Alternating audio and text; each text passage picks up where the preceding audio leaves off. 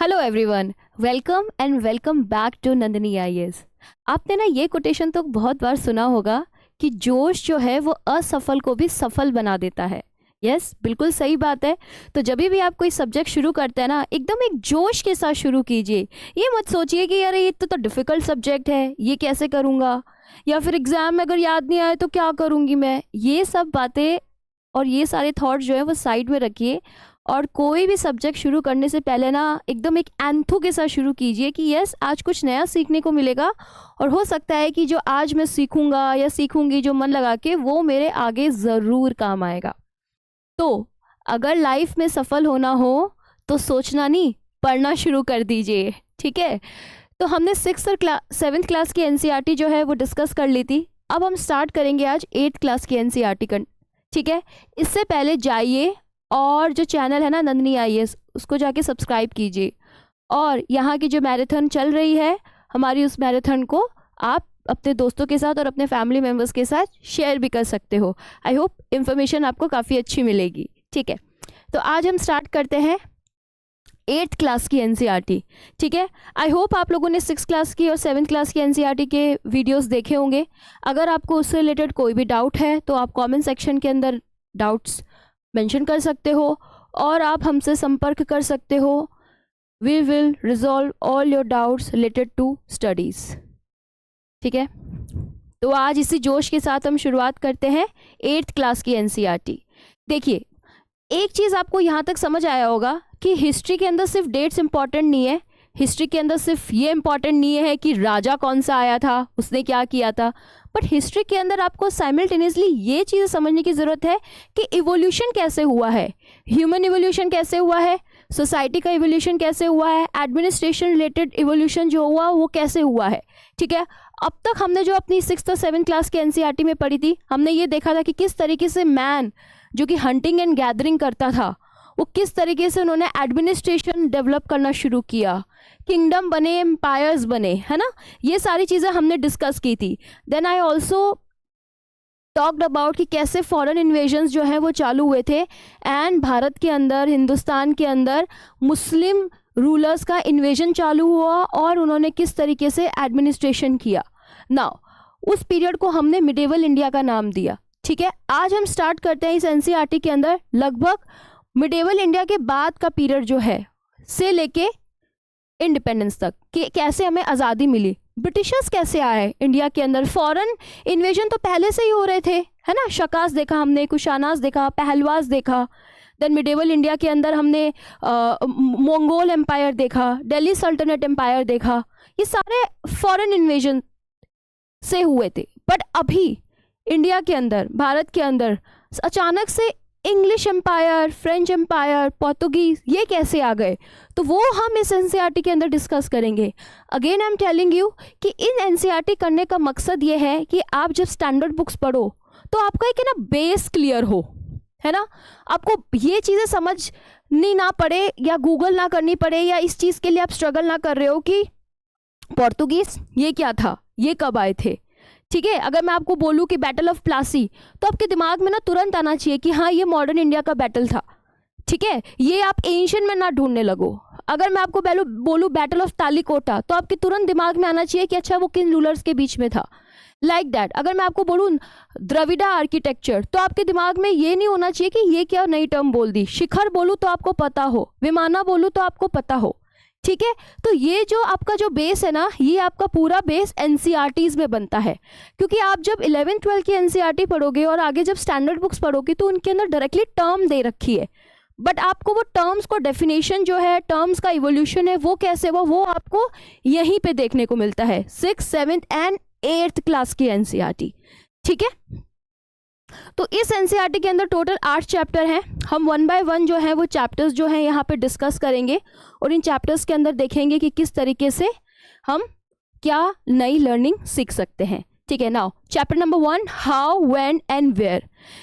तो क्वेश्चन यहाँ पे सबसे पहला पूछा गया है कि हाउ इम्पॉर्टेंट आर डेट्स। क्या डेट्स इंपॉर्टेंट होते हैं? देखिए, आप लोगों ने ना ये मिथ तो बहुत सुनी होगी, अरे यार हिस्ट्री में ना डेट्स बहुत होती है, डेट्स नहीं याद होती इसलिए हिस्ट्री नहीं पढ़ना अच्छा लगता।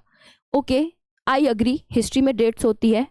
आप अगर अपनी लाइफ में भी देखो तो आपकी जो भी हिस्ट्री रही होगी इसकी डेट सही होगी ना, कि this is the first time मैंने चलना शुरू किया, दिस इज़ द डेट जब मैं पैदा हुआ, या दिस इज़ द डेट जब मैं अपने बेस्ट फ्रेंड से मिला, दिस इज़ द डेट जब हम कहीं बाहर गए। आपको भी डेट्स याद रहती होंगी ना, और वो जो आपकी डेट्स है वो हिस्ट्री वाली तो डेट्स हैं, तो अग्री कुछ डेट्स इंपॉर्टेंट है। बट आपको अगर ये बोल दिया जाए अच्छा आप पहली वो डेट बताओ जिस दिन आपने येलो कलर पहना, वो डेट बताओ जिस दिन आपने कहीं पहली बार पिज्ज़ा खाया, तो ये नॉन इम्पॉर्टेंट डेट्स है। आपको सिर्फ उसका कॉन्टेक्स्ट ये पता होता है कि हाँ मैं इतने साल का था शायद लगभग, और इस टाइम की पीरियड के अंदर मैं कहीं वहाँ गया था या यहाँ आया था, तब मैंने कुछ नई चीज़ ट्राई की थी, डैट इज़ पिज़्ज़ा। तो आपको वो इतना कॉन्टेक्स्ट पता होना चाहिए। तो सिमिलरली हिस्ट्री के अंदर भी कुछ जो इम्पॉर्टेंट इवेंट्स है जिन्होंने चेंज किया हो हिस्ट्री के अंदर, कुछ न्यू बिगनिंग स्टार्ट की हो या कुछ ट्रांजिशंस हुआ हो, वो डेट 100% आपको याद रखनी है। उसके आसपास भी डेट याद रखोगे तो चलेगा, कोई बात नहीं, ठीक है।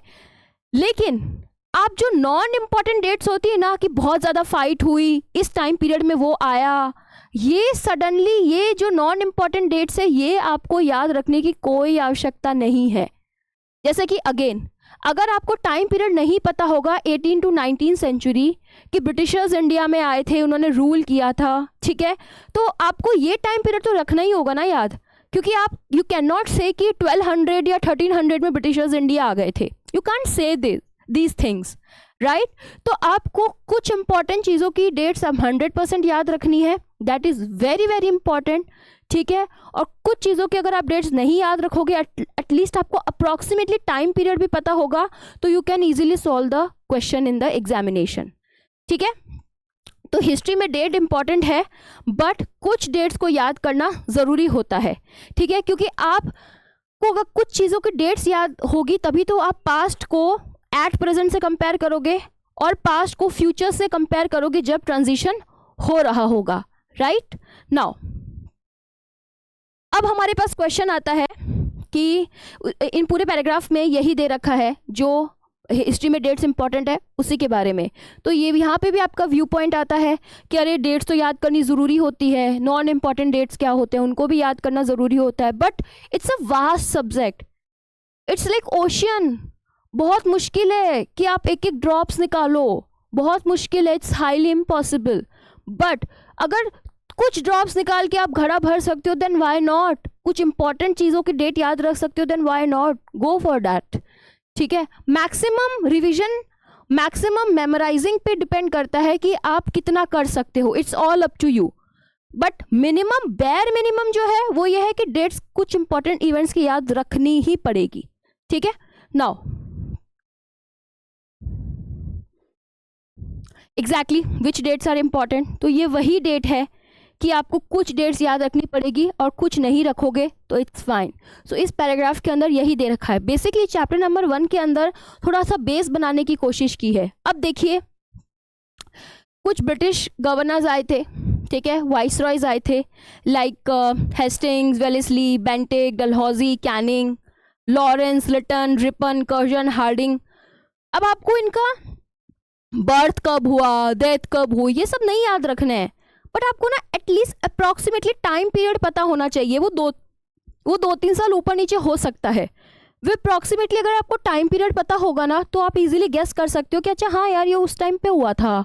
हाँ, अगर मैं आपको बोल दूँ कि पार्टीशन ऑफ बंगाल, उस टाइम पे लॉर्ड माउंटबेटन हमारा वाइसरॉय था, तो आपको ना इतना पता होना चाहिए कि अरे नहीं पार्टीशन ऑफ बंगाल तो समथिंग 1905 टाइम के करीब कहीं हुआ होगा और हम आज़ाद हुए थे 47 में, तो इतने टाइम पीरियड तक माउंटबेटन नहीं रहा होगा, माउंटबेटन लगभग आज़ादी के टाइम था। तो आप उस ऑप्शन को भी सेलेक्ट कर सकते हो या फिर आप उसको एलिमिनेट कर सकते हो। It's up to the question की क्या डिमांड है। I hope you are getting what I am trying to say. कुछ इंपॉर्टेंट आपको इवेंट्स हैं, कुछ इंपॉर्टेंट पर्सनालिटीज़ है, उनका टाइम पीरियड 100% पता होना चाहिए, और जो कुछ इंपॉर्टेंट नहीं है उनको आप गेस करके भी अगर एलिमिनेट करो then it's well and good, because उसके लिए आपको ज़रूरी है कि आप इवेंट्स में इंटरलिंकेजेस करो, इवेंट्स को कनेक्ट करो एक दूसरे से। ऐसा नहीं है कि ब्रिटिशर्स आए और आज़ादी मिल गई, उसके बीच में कुछ इवेंट्स हुए होंगे ना, कुछ मॉडरेट्स ने रोल प्ले किया होगा, कुछ एक्सट्रीमिस्ट ने किया होगा, कुछ गांधीयन फेस चला होगा, कोई एक हम जो रिवोल्यूशनरी आपको एक्सट्रीमिस्ट बोलते हैं उनका कोई फेस चला होगा, देन सुभाष चंद्र बोस जी का रोल आया होगा, सो आपको ना सबसे कनेक्ट करना पड़ेगा एक दूसरे के डॉट्स के साथ. Only then you are able to answer the questions properly in the examination. यहाँ तक क्लियर है? नाउ और ना एक बात बताऊँ, अगर आप हिस्ट्री के अंदर आंसर लिख रहे हो, ठीक है, और डेट्स मेंशन करते हो ना, trust me it leaves an impact. वो इम्पैक्ट ज़रूर छोड़ता है. इमेजिन ना, आप अगर कोई एग्जामिनर हो, आपके सामने दो आंसर्स आ रहे हो, एक के अंदर दोनों का आंसर लगभग सेम है, बट एक ने थोड़ी सी एक्स्ट्रा इन्फॉर्मेशन दे दी इन द फॉर्म ऑफ ईयर ब्रैकेट में डाल के अप्रॉक्सीमेट ईयर, और थोड़ा सा एग्जाम्पल दे दिया जिसमें उन्होंने रूलर का नाम मेंशन कर दिया हो, या वाइस रॉय का, या फिर कोई भी इस तरीके के एग्जाम्पल दे दिए हो रिफॉर्म्स के, उसको ज़्यादा मार्क्स मिलेंगे. उस स्टूडेंट को 100%, चाहे वो 0.25 ही क्यों ना मिले, अगर 0.25 भी आपको ज़्यादा नंबर मिलते हैं तो ऑब्वियसली ना, आप हर पेपर के अंदर, हर क्वेश्चन के अंदर अगर आपको 0.25 ज़्यादा मिलते हैं, तो आप खुद इमेजिन कर सकते हो कि आपका हर पेपर में कम से कम 8 से 10 नंबर तो एक्स्ट्रा जाएगा ना साथ वाले बंदे के साथ. तो यू इन दैट वे आप स्कोर भी अच्छा कर सकते हो. और इस एग्जामिनेशन के अंदर एक एक नंबर जो होता है वो भी मैटर करता है. एक नंबर से भी इंसान जो है वो स्टूडेंट रिजर्व लिस्ट में आता है, और एक नंबर से भी वो रह जाता है. I have seen so many examples. ठीक है, तो आप इसको इतना हल्के में मत लीजिए कि अरे हिस्ट्री ऐसे नहीं. हिस्ट्री से ना बहुत क्वेश्चन आते हैं, जो कि मैंने आपको अपनी बेसिक जो एनसीईआरटी की जब हमने क्लास स्टार्ट की थी, 6th क्लास की एनसीईआरटी, मैंने आपको तब भी बताया था कि हिस्ट्री के अंदर अगर आप अच्छा कर लेते हो तो प्रीलिम्स के अंदर मैक्सिमम 12 से 13 क्वेश्चन सॉल्व कर पाओगे. मेंस के अंदर कम से कम 4 से 5 क्वेश्चन लिखने के लिए आते हैं, वो लिख पाओगे. और इंटरव्यू में तो हमेशा आपका बेस जो होता है वो हिस्ट्री रहता है. ठीक है, उसके बेसिस पे ही आप रिप्लाई करते हो, अपने व्यू पॉइंट्स रखते हो. ठीक है, सो गो फॉर डैट. ठीक है, अब देखिए, जेम्स मिल थे, एक इकोनॉमिस्ट थे, इन्होंने एक बुक्स पब्लिश की थी, हिस्ट्री ऑफ ब्रिटिश इंडिया. ठीक है, जिन्होंने इंडियन हिस्ट्री को 3 पीरियड्स में डिफाइन किया या फिर एक्सप्लेन किया. एक बोला था हिंदू, मुस्लिम्स एंड ब्रिटिश, क्योंकि इन तीनों के ना अलग अलग व्यू पॉइंट्स थे हर चीज़ को लेके. यहाँ की सोसाइटी अलग थी. ऑल दो मुस्लिम रूलर जो इंडिया में रूल करने के लिए आए थे, वो इंडिया के अंदर जो उस टाइम पे जो लोग रह रहे थे, हिंदू लोग, उनके अंदर इंटरमिक्सिंग हो गए थे. ठीक है, हमारा कल्चर भी उनके साथ इंटरमिक्सिंग हो गया था. ठीक है, बहुत पीसफुली तरीके से रह रहे थे, बट स्टिल बहुत ज़्यादा ना एडमिनिस्ट्रेशन के अंदर नेपोटिज्म चल रहा था. एडमिनिस्ट्रेशन के अंदर हिंदू को कहीं रूल मिल रहा था, कहीं नहीं मिल रहा था. We have discuss this thing, है ना, mansabdari system, zamindari system in last class. ठीक है, तो उसके बेसिस पे उनमें एनिमोसिटी भी बहुत थी. Example, Muslim ruler like Mughal versus Rajputs. ठीक है, Mughal versus Sikhs, Mughal versus Jats, Mughals versus Maratha, which is very very famous, है ना. तो ये उनके पर्सपेक्टिव से है, और ब्रिटिशर ने अपनी स्टडी उन सोसाइटी की पर्सपेक्टिव से की है, रिलीजन के पर्सपेक्टिव से, कि हिंदुओं का क्या रिलीजन था, वो किस तरीके से एडमिनिस्ट्रेशन करे थे, मुस्लिम्स का जो रिलीजन था वो किस तरीके से एडमिनिस्ट्रेशन करे थे. और ब्रिटिश जब आए, उन्होंने अपना इस तरीके के एडमिनिस्ट्रेशन किया. क्या वो कास्ट बेस्ड पॉलिटिक्स थी, क्या उन्होंने विदाउट कास्ट रूल किया, ये सारी चीज़ें जो है वो उन्होंने अपनी इस बुक के अंदर मेंशन की है. और यह बुक जो है वो कहीं ना कहीं रेफरेंसेस है पूरे उस टाइम पे जो इंटरनेशनल कम्युनिटी थी, ब्रिटिश के अंदर जो रह रहे हैं, फ्रांस के अंदर जो रह रहे हैं ना, पोर्तुगल के अंदर जो रह रहे हैं, उनके लिए एकदम एक आईना था कि अच्छा इस तरीके से इंडिया के अंदर रूल होता है. क्योंकि उस टाइम पे सोशल मीडिया नहीं था कि उठाया कैमरा और बना दिया सब कुछ. नो, पीपल कैसे अवेयर थे, मैंने आपको पहले ही बताया. उस टाइम पे राइटिंग्स चलती थी, जर्नल्स चलते थे, है ना. फ़ोन वगैरह भी कितना लेट यहाँ पे अभी तक डिस्कवर ही नहीं हुआ है. इंडिया में अभी तक फ़ोन डिस्कवर नहीं हुई है. ताम्रपत्रों से लिखा जाता था, किताबों के थ्रू एक्सप्लेन किया जाता था. चिट्ठी जो आप कबूतर जा वाली देखते हो, वहाँ से वैसे संदेश भेजा जाता था. ठीक है, नाउ हिस्ट्री हम डिफरेंट पीरियड्स में पढ़ते हैं ताकि हमें पता चले अच्छा ये एंशियंट में इतना था, मिडेवल ऐसा था, ओके ठीक है, मॉडर्न पीरियड के अंदर यहाँ से स्टार्ट होता है. एक हमने ना एक बेस बना लिया, एक रेफरेंस पॉइंट बना लिया कि यहाँ से हम डिस्कस करेंगे मॉडर्न. ठीक है, और बेसिकली मॉडर्न इंडिया को यूरोपियन हिस्ट्री भी बोला जाता है, क्योंकि उस फेज़ के अंदर यूरोपियंस आने चालू हो गए थे इंडिया में. उन्होंने अपना अच्छा खासा ट्रेड में भी डेवलपमेंट किया, मोनोपोली बनाई, और एडमिनिस्ट्रेशन में भी मोनोपोली बनाई, और हमें एक तरीके से स्लेव बना के रखा. तो उस हिस्ट्री को यूरोपियन हिस्ट्री बोला जाता है. तो वो यूरोपियन हिस्ट्री को ही मॉडर्न इंडिया हम कहते हैं. ठीक है,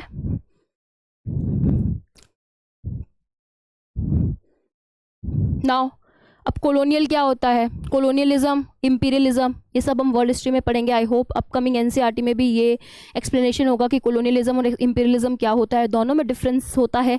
बट आप ऐसा समझिए कि कोई एक फॉरेन लैंड की जो पावर वो कहीं दूसरी कंट्री के अंदर आ रही है, ठीक है, मीन्स एक सोर्स से कोई पावर जो है वो डेस्टिनेशन की तरफ आ रही है और वहाँ पे आके अपना रूल करती है just for the sake of profit, ठीक है, दैट इज कॉल्ड कॉलोनियलिज्म, ठीक है, इट्स एन आइडियोलॉजी। सो हम ये बहुत ही डिटेल के अंदर वर्ल्ड हिस्ट्री के अंदर पढ़ेंगे कॉलोनियलिज्म शुरू कैसे हुआ।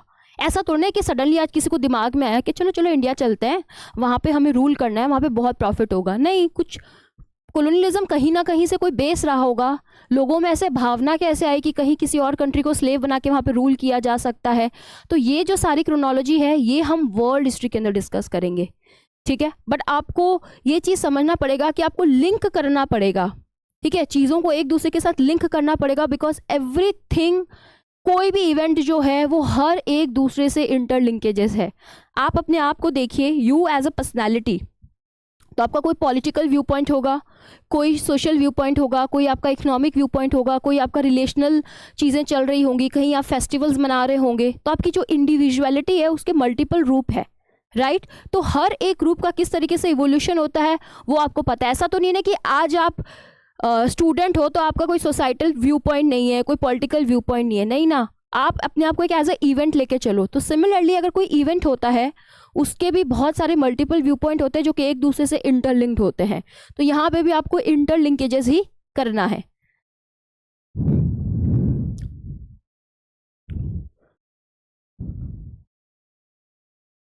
ना एक बहुत ज़रूरी है, अब हमें एक इम्पॉर्टेंट सोर्स कहाँ से मिलता है, ऑफिशियल रिकॉर्ड मिलता है जो ब्रिटिशर्स ने उस टाइम पे लिखा था, क्योंकि ऑब्वियसली वो बहुत सारे लोग एडमिनिस्ट्रेशन यहाँ करने आए थे, पहले ट्रेड किया फिर एडमिनिस्ट्रेशन किया। तो जब आप कहीं पे एडमिनिस्ट्रेशन करते हो तो आपको वहाँ की लैंग्वेज पता होनी चाहिए, वहाँ की पास्ट पता होना चाहिए, आपको ये पता होना चाहिए कि वहाँ पे क्या रहा होगा पास्ट में, जिसके बेसिस पे हम अभी रिफॉर्म्स कर सकते हैं या उसको चेंजेस कर सकते हैं।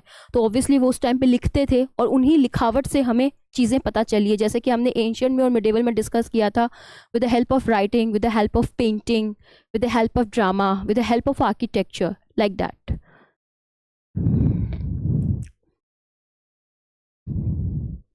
बहुत सारे उस टाइम पे national archives of India that came up in 1920s, जहाँ पे इन आर्काइव्स को स्टोर किया गया, लिखा गया, like that, it still exist. Museum, ठीक है, बहुत सारे म्यूजियम्स, आप अगर दिल्ली में भी जाते हो इस तरीके के काफ़ी ज़्यादा म्यूज़ियम है जहाँ पे हमें पुराने अपने इवेंट्स जो हुए हैं, हिस्टोरिकल इवेंट्स और जो पुरानी चीज़ें चली है उसके बारे में पता चलता है, ठीक है। सर्वेज होते थे which is still a plays a very very important role. आप सेंसस देखते हो, बहुत सारे सर्वेज देखते हो, इकोनॉमिक सर्वे देखते हो आप, है ना।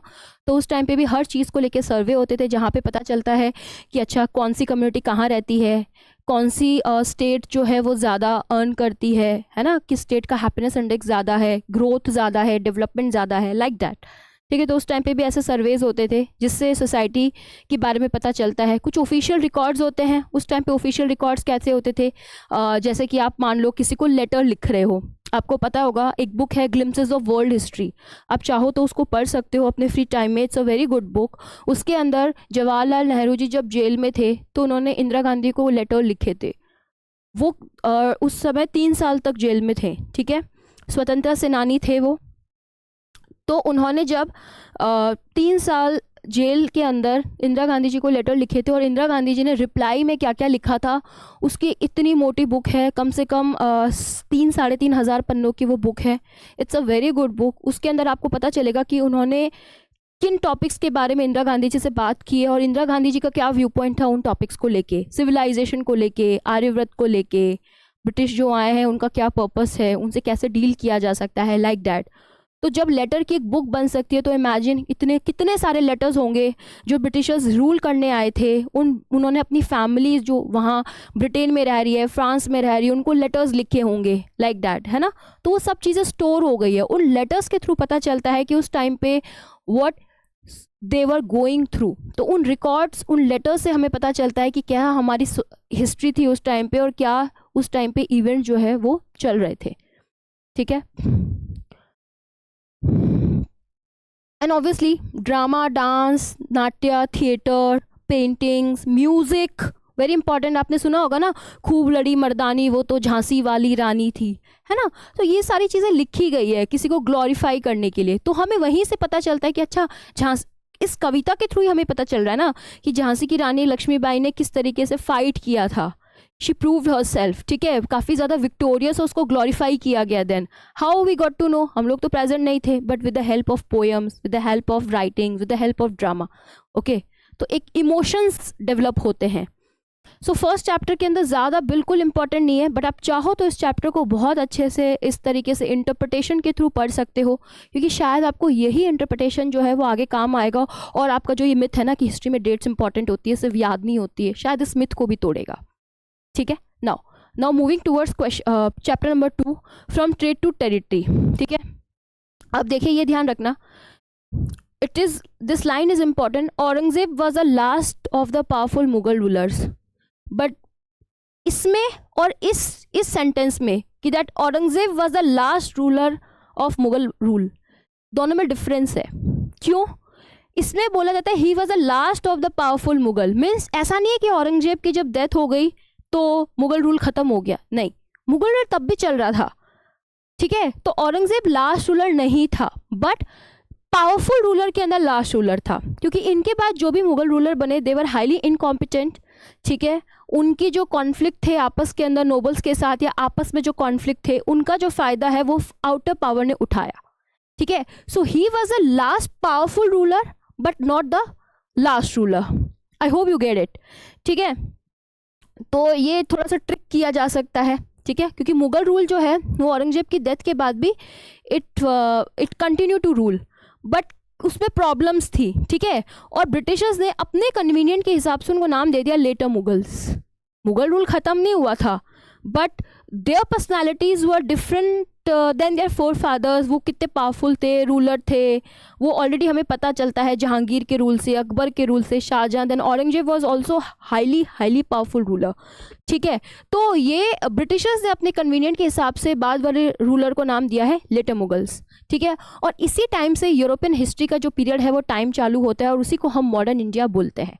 ठीक है, ऐसा नहीं हुआ कि सडन डे किसी दिन औरंगजेब की डेथ हुई तो ऐसा बोला जाने लगा कि अच्छा चलो इंडिया मॉडर्न हो गया। ऐसा कोई एक इवेंट नहीं है कि इंडिया मॉडर्न हो गया, but to make better understanding, लोगों को अच्छे से अंडरस्टैंड हो कि अच्छा अब एक मिडेवल जो पीरियड था मध्यकालीन भारत, उसका रूल खत्म हो गया है, अब इंडिया जो है वो एक ट्रांजिशन की टूवर्ड जा रहा है जिसको हम मॉडर्न इंडिया बोलेंगे, और उसमें बहुत सारे डिफरेंट पर्सपेक्टिव से हम स्टडी करेंगे, European perspective, Hindu perspective, Muslim perspective and Britishers perspective.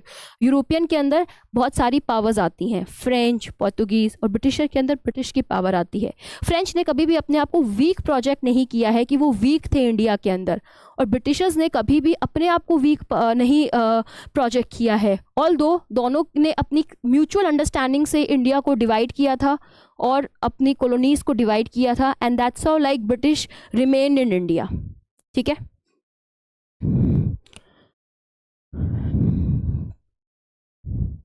That's mention in the same thing. ठीक है,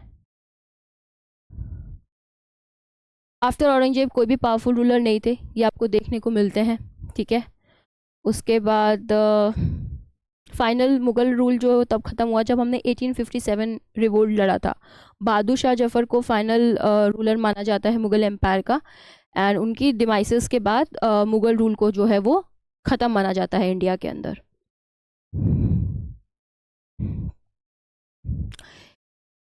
east India company comes east, obviously आप अगर देखो मेडिटेरियन सी जो है वो हमारे इंडिया के वेस्ट साइड में है। तो मैंने आपको एक स्टोरी बताई थी कि अलेक्जेंडर से शुरू हुई थी। दे थॉट कि एक इस नदी इस समुद्र के बाहर एक ईस्ट में एक एम्पायर है जहाँ पे बहुत वेल्दी लोग रहते हैं, बहुत पावरफुल लोग रहते हैं, उसको जीतना हमारा मकसद है। तो काफ़ी लोग उसको जीतने आए थे। Although Alexander could not reach to India, he reach to Indus river only, but he could not come to proper India. ठीक है, उस टाइम पे। देन उसके बाद आपने देखा होगा गजनी आए, गौरी आए, देन दिल्ली सल्तनत एम्पायर बना, देन आप देखो मुगल एम्पायर बना, लाइक दैट। क्योंकि लोगों को ये पता था यहाँ पे पैसा बहुत है। आई told you in Gupta period हम लोग सबसे ज़्यादा ट्रेड जो है वो रोमन एम्पायर के साथ करते थे, है ना। और हमारे यहाँ पे गोल्ड के सिक्के होते थे, हम लोग सबसे ज़्यादा इम्पोर्ट नहीं एक्सपोर्ट करते थे। We use to import only few things like ivory and all.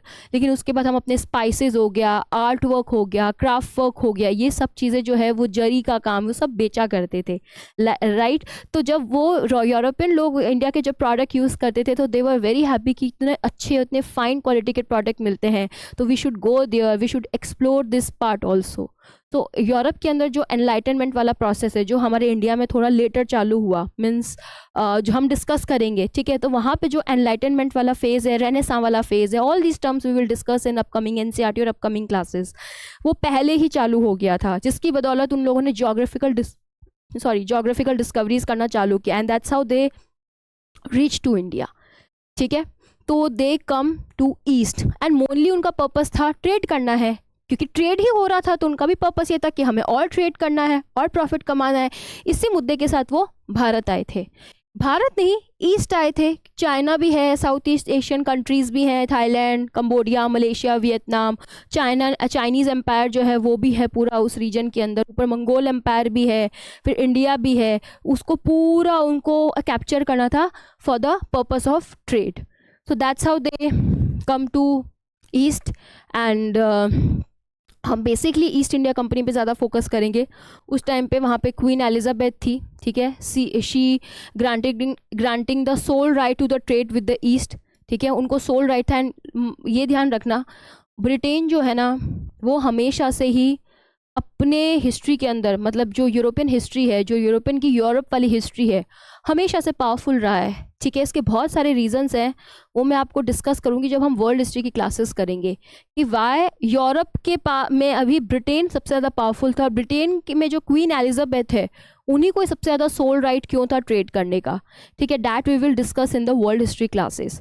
But इतना ध्यान रखना कि ब्रिटिश जो है वो हमेशा से ही बहुत पावरफुल रहा है। फ्रांस हम पावरफुल रहा था but only due to Napoleon, but after the death of Napoleon, है ना, फ्रांस कभी भी पावरफुल नहीं रहा था। आप ये बस ये पॉइंट याद रखना अभी, ठीक है। इस पॉइंट को हम डिस्कस लैबरेट करेंगे अपकमिंग एनसीईआरटीज़ के अंदर, ठीक है।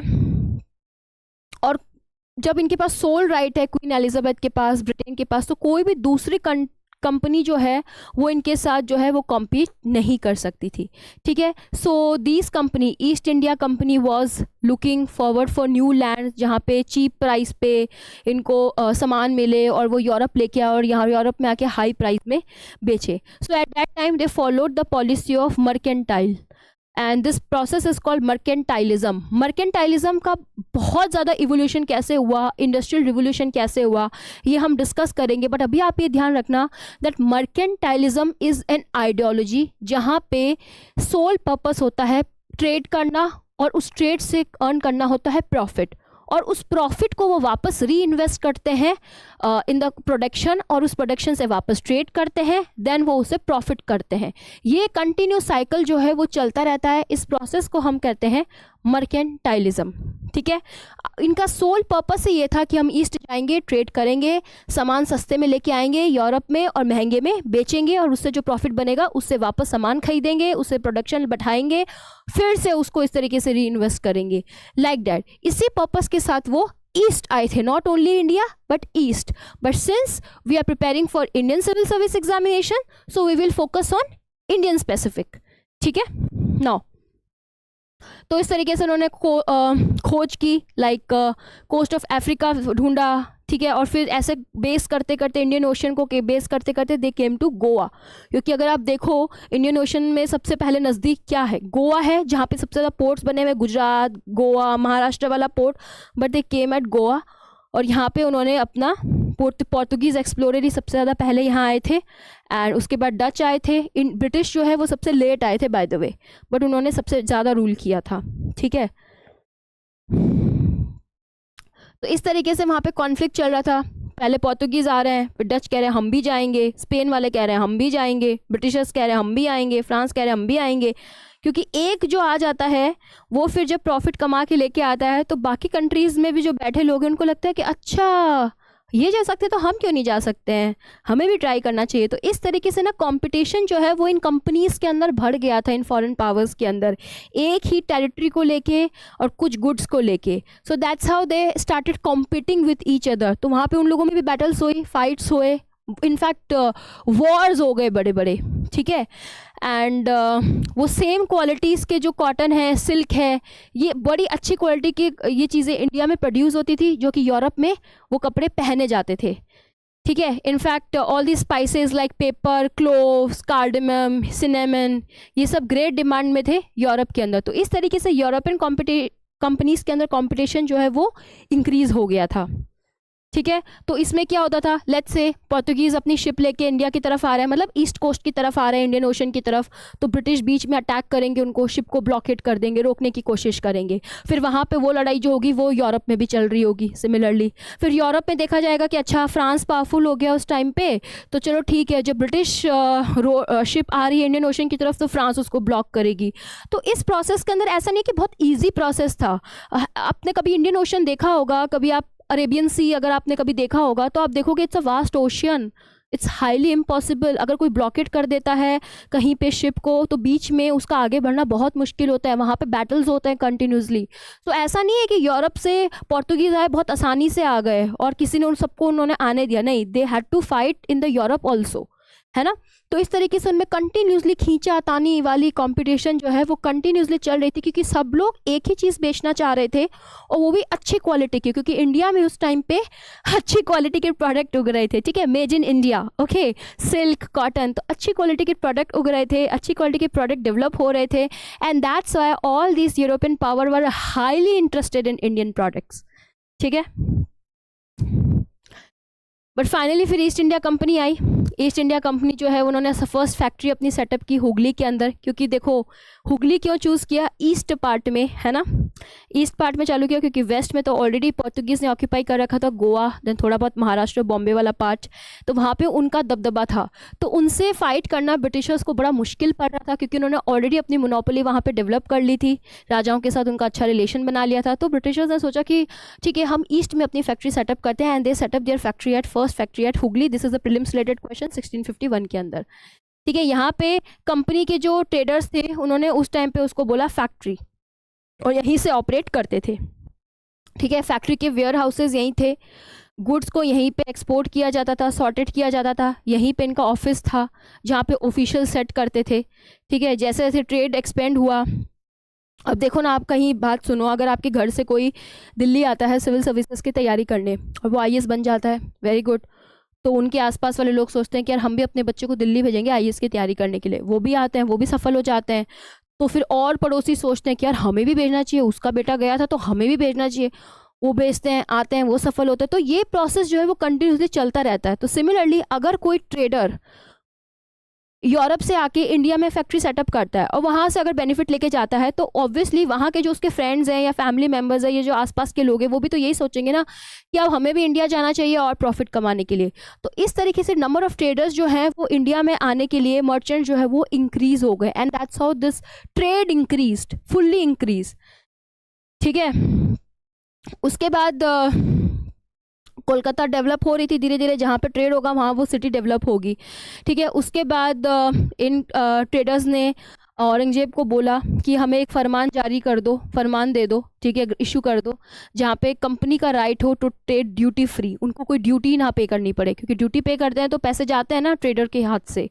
तो औरंगजेब ने अग्री कर दिया, ठीक है। और औरंगजेब ने अग्री करने के बाद उनको बोला कि ठीक है, हम आपको सिर्फ ड्यूटी फ्री ही ट्रेड करने के लिए हम आपको बोलेंगे, ठीक है। लेकिन कंपनी के जो ऑफिशियल्स थे उन्होंने मैनिपुलेट किया, लाई किया, और काफ़ी अपने प्रिविलेजेस जो है उनका फ़ायदा उठाया, ठीक है। और जो बंगाल का जो रेवेन्यू आ रहा था उस पर भी उसका फ़र्क पड़ा। अब ये देखिए किस तरीके से शिप्स आती थी, लोकल ट्रेडर्स जो होते थे वो उनके साथ मिलते थे, ट्रेड करते थे, सामान उतरवाते थे इस तरीके से। So it was like that. अगर आप लोगों को कभी मौका मिले ना तो गो टू गोवा, ठीक है। वहाँ पे आप लोगों को आज भी ऐसा दिखेंगे, शिप्स आ रही हैं रात को या दिन में, इनफैक्ट आप अगर मुंबई के कोस्ट पे जाते हो, वहाँ पे भी जवाहरलाल नेहरू पोर्ट जो है, अगर आप वहाँ जाओगे तो आपको वहाँ पे भी वो सारी चीज़ें दिखेंगी। ठीक है, JLNPT पोर्ट है वहाँ पे कंटिन्यूसली आपको शिप्स दिखेंगी, कैसे सामान उतार रहे हैं, वो लोकल ऑफिशियल्स हैं, बाहर के ऑफिशियल्स हैं, कैसे सामान आ रहा है, वो आपको सारी चीज़ें ना वहाँ पे दिखेंगी। इट्स नॉट ईजी कि नाव से उठाया सामान उठाया, बहुत ही बड़ी बड़ी संख्याओं में और हैवी हैवी केजीज़ के कार्टन्स होते हैं। ठीक है, तो ये इस तरीके से आपको यहाँ पे देखने को मिलेगा, ये सब पेंटिंग्स के थ्रू पता चले हैं। फिर धीरे धीरे ट्रेड जो है वो बैटल्स में कन्वर्ट हुआ। क्यों? क्योंकि कंपनीज जो है वो अपने प्रिविलेजेस का मिसयूज़ करने लग गई, अपने प्रिविलेजेस का मिसयूज़ करने लग गई। ठीक है, औरंगजेब की डेथ के बाद कोई भी पावरफुल रूलर नहीं था, उनमें आपस में ही कॉन्फ्लिक्ट था। ठीक है, तो कंपनी उनको भी मैनिपुलेट करने लग गई अपने अपने बेनिफिट्स के लिए। ठीक है, and that's how that led to the lot of battle also. ठीक है, और कंपनी ने कभी भी फिर बंगाल की अथॉरिटी को नहीं माना। जब वहाँ का राजा बोलता था कि यार हमारा राइट है यहाँ पे, आप कैसे इस तरीके से कर रहे हो, आपको तो हमने सिर्फ ड्यूटी फ्री ट्रेड का फरमान दिया था ना, but now you are interfering in our administration, now you are not giving revenue to Bengal. So that's led to the conflict between Britishers and later Mughals. ठीक है, और फिर बाद में जब ब्रिटिशर्स ने देखा कि तो आपस में ही लड़ रहे हैं मुगल्स, हम इनको इतना बड़े लोग मानते थे कि तो इतनी बड़ी सेना है, इतने हाथी, इतने घोड़े हैं इनके पास, ये तो आपस में ही लड़ रहे हैं और हम इनको एक बैटल में हरा देते हैं। हम लोग 1000 लोग, ये लोग लाखों की संख्या में लोग, और फिर भी कोई बैटल होता है तो हम इनको हरा देते हैं। And that's how like British started taking lot of interference in their administration. तो इस तरीके से उन्होंने अपना ट्रेड से, रेवेन्यू की तरफ से एडमिनिस्ट्रेशन की तरफ जाना शुरू किया। ठीक है, which actually turn into battles, और उन बैटल्स के अंदर कंटिन्यूसली ब्रिटिशर्स जो है वो जीत रहे थे। एंड जब उन्होंने एक बैटल जीता, that's the first battle was battle of Plassey.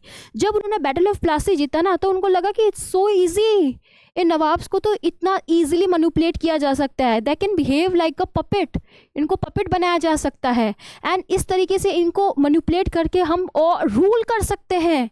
ये एरिया हमारा हो सकता है, हमें ना तो ड्यूटी फ्री के साथ साथ हमें और भी प्रिविलेजेस मिलेंगी, और हमें कभी इनको रेवेन्यू में शेयरिंग भी नहीं देनी पड़ेगी।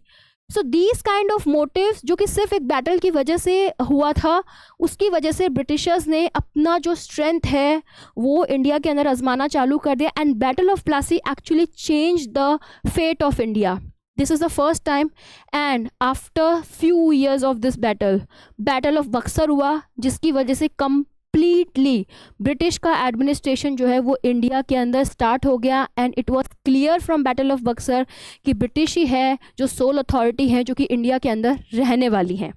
ठीक है, क्योंकि इंडिया के अंदर कोई उस टाइम पे पावरफुल रूलर नहीं था। मराठास आपस में लड़ रहे थे, मराठा वर्सेस मुगल था, मुगल वर्सेस सिख था, ये सब चीज़ें ब्रिटिशर्स के सामने हो रही थी। एंड दे वर लाइक कि जब हम यूरोप में थे, हमें चीज़ें ऐसे परसीव हो रही थी कि इनमें आपस में कितना प्यार है, ये कितने पावरफुल हैं, अजीमो शान शहंशाह हैं ये सारे, बट ये तो फुद्दू हैं, हम इनको कितना ईजिली मैनिपुलेट कर सकते हैं, अपने मर्जी से अपने राजा को थ्रोन पे बैठा सकते हैं। ठीक है, तो बैटल के अंदर क्या क्या हुआ था, ये सारी चीज़ें हम डिस्कस करेंगे। ठीक है, अपकमिंग एनसीईआरटीज़ में, यहाँ पे आप पढ़ना चाहो तो उस बैटल को पढ़ सकते हो। ठीक है, उसके बाद अब देखो आपस में दो लोग लड़ रहे हैं, दो राजा लड़ रहे हैं। ब्रिटिश ने कहा चलो हम आपको सपोर्ट करेंगे, हम आपको गद्दी पे बैठाएंगे अगर आप उसके अगेंस्ट हो जाते हो। ऐसे भाई भाई को एक दूसरे के अगेंस्ट कर दिया, चाचा भतीजे को एक दूसरे के अगेंस्ट कर दिया, और सामने वाले को मार के खुद अपना रूलर जो है वो ब्रिटिशर्स ने उस थ्रोन पे बिठाया, ताकि ब्रिटिशर्स को फ़ायदा हो सके in the trade and in the other privileges. Now, Battle of Plassey became the famous because it was the first major victory of the company won in India. ठीक है, and which actually decided the fate of India. And Battle of Buxar ने तो बाद में बिल्कुल prove कर दिया कि British will be rule India.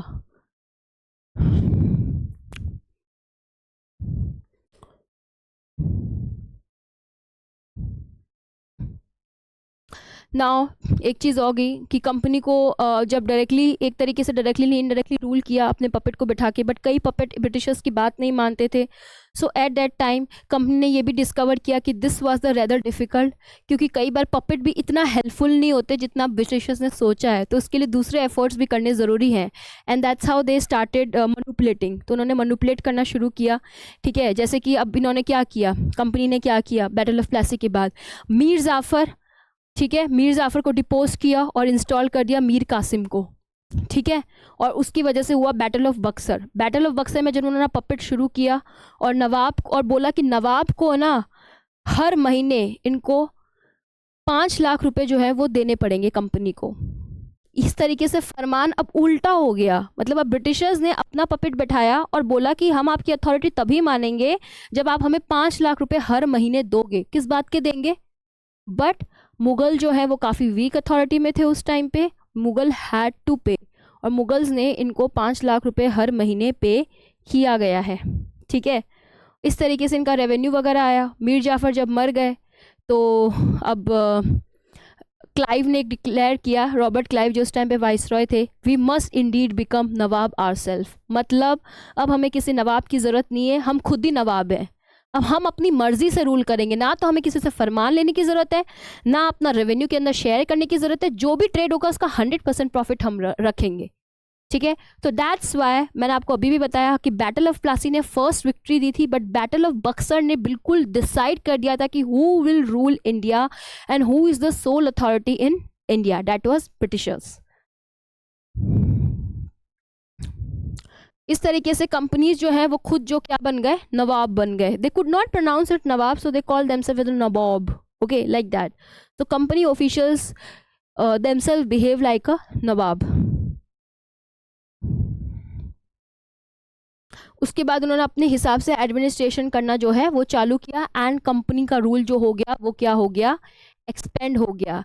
Now they used a variety of political, economic and diplomatic methods to extend its influence in over all India। ठीक है, उन्होंने पूरा अपना ओवरऑल इन्फ्लुएंस इंडिया पे करने के लिए पॉलिटिक्स में इंटरफेरेंस किया, सोसाइटी में किया, एडमिनिस्ट्रेशन में किया, ओवरऑल इंटरफेरेंस स्टार्ट कर दिया था।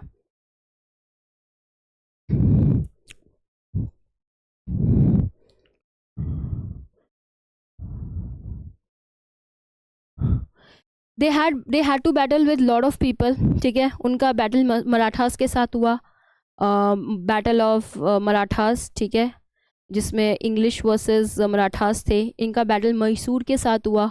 ठीक है, सदर्न पावर को कैप्चर करने के लिए। सो मैसूर वर्सेस आपका ब्रिटिशर्स जो होगा उनके साथ आपका कॉन्फ्लिक्ट रहेगा।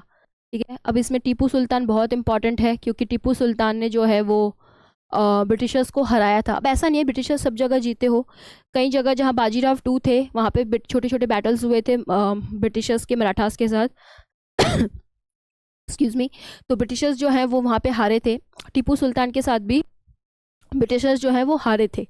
ठीक है, but somehow they manipulated, they killed, they use all these kind of tactics. Now paintings के थ्रू पता चलता है।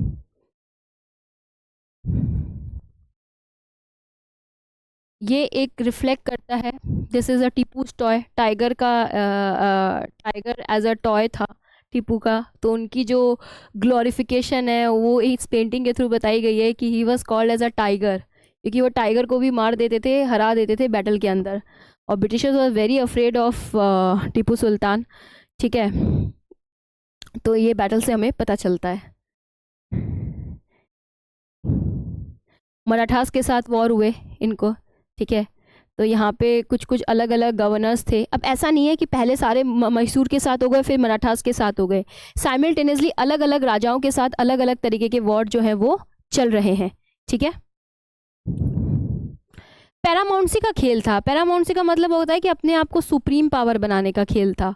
ठीक है, अब जब सब एम्पायर्स धीरे धीरे ख़त्म हो रहे थे, पंजाब ख़त्म हो गया, मराठास ख़त्म हो गए, सिक्स धीरे धीरे ख़त्म हो गए, तो इन्होंने एक क्या किया कि देखो अब राजा मर जाता है लेकिन राजा का बेटा तो होता है ना। बट ऐसे कई टेरिटरीज थी जहाँ पे राजा मर जाता था बट राजा का बेटा नहीं होता था। तो इन लोगों ने एक पॉलिसी स्टार्ट की ब्रिटिशर्स ने, जिसको हम बोलते हैं डॉक्ट्राइन ऑफ लैप्स। उन्होंने बोला कि अब हम सारे जो भी छोटे छोटे भी एम्पायर है ना उनको भी हम एनेक्स करेंगे। इस रूल पे करेंगे कि अगर कोई भी इंडियन रूलर मर जाता है without a male heirs his kingdom, तो उनका किंगडम जो होगा वो लैप्स हो जाएगा और ऑटोमेटिकली ब्रिटिश के अंडर आ जाएगा। ब्रिटिश टेरिटरी के अंदर और ब्रिटिश एडमिनिस्ट्रेशन के अंदर आ जाएगा। तो उन्होंने ये पॉलिसी जो है वो अडॉप्ट की थी। तो इसके थ्रू उन्होंने सतारा, संभलपुर, उदयपुर, नागपुर और झांसी, इनको जो है वो एनेक्स कर लिया था। जब झांसी को एनेक्स करने लगे ना, तब हमारी झांसी की रानी लक्ष्मीबाई जो है, महारानी लक्ष्मीबाई, वो खड़ी हो गई और उन्होंने कहा कि नहीं, अब मैं आप लोगों के साथ फाइट करूंगी। एंड दैट्स हाउ लाइक 1857 के अंदर उन्होंने काफ़ी ज़्यादा रोल जो है वो प्ले किया था। अवध को भी उन्होंने इस तरीके से लिया था। अब ये देखिए मैप दिखाता है, ब्रिटिशर्स जब आए थे तब उनका इतना हिस्सा था, ठीक है, ये वाला पार्ट। अब देखिए 1840 तब इन ब्रिटिशर्स का यहाँ पे भी पार्ट हो गया, यहाँ पे भी हो गया, यहाँ पे भी हो गया, यहाँ पे भी हो गया, ये देखो पूरा हो गया। सिर्फ मैसूर रहा था तो उन्होंने मैसूर के साथ वॉर किया। मराठास के साथ उन्होंने देखो पूरा वॉर करके पूरा ले लिया, ठीक है।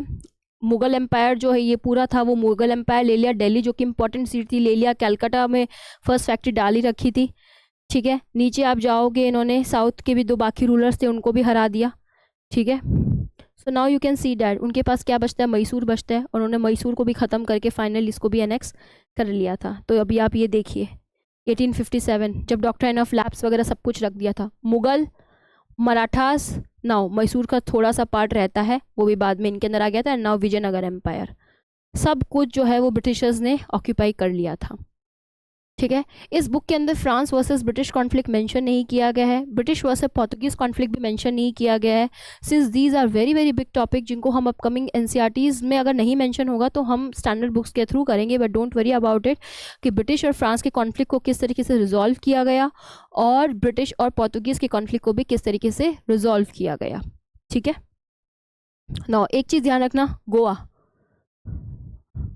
गोवा किसी के अंदर नहीं था, ना तो ब्रिटिश के अंदर था और ना ही मुगल्स के अंदर था। गोवा इंडिपेंडेंट टेरिटरी थी और इनको रूल किया था पोर्तुगीज ने, ठीक है, वो हम डिस्कस करेंगे।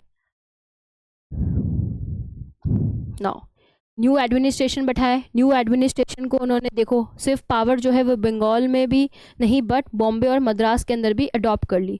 तो they came with different different acts. आप देखते हो ना गवर्नमेंट आज डिफरेंट डिफरेंट एक्ट्स पे आते हैं, MG नरेगा है ना, GST, like that different different acts लेके आती है गवर्नमेंट।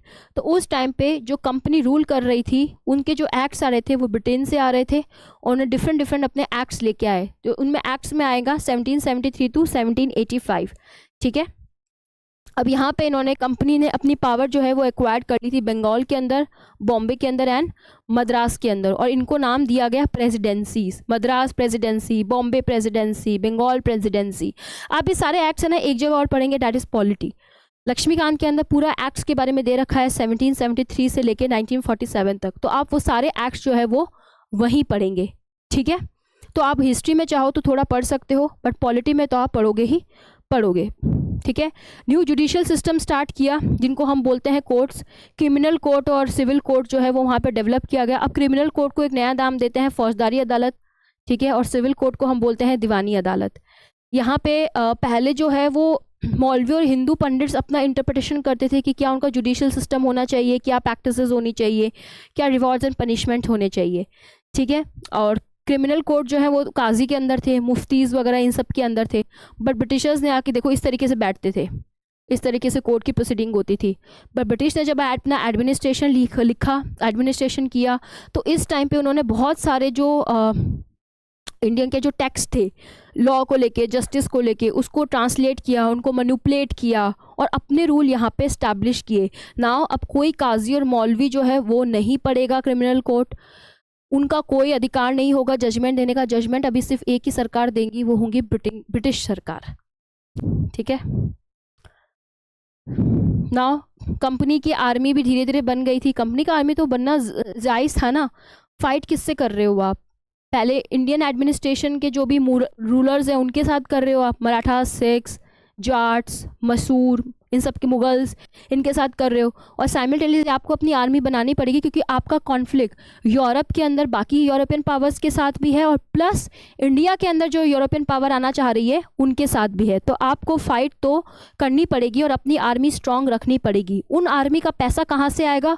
वो यहाँ पे जो रेवेन्यू डेवलप हो रहा था एडमिनिस्ट्रेशन का, वहाँ से वो पैसा आएगा। मतलब इंडिया के लोगों के पैसे ही लेके, इंडिया में ही प्रॉफिट कमा के, उनके ही पैसे लेके ये लोग अपनी आर्मी जो है वो इंडिया में ही यूज़ कर रहे हैं इंडियंस के अगेंस्ट, इंडियन रूलर्स के अगेंस्ट।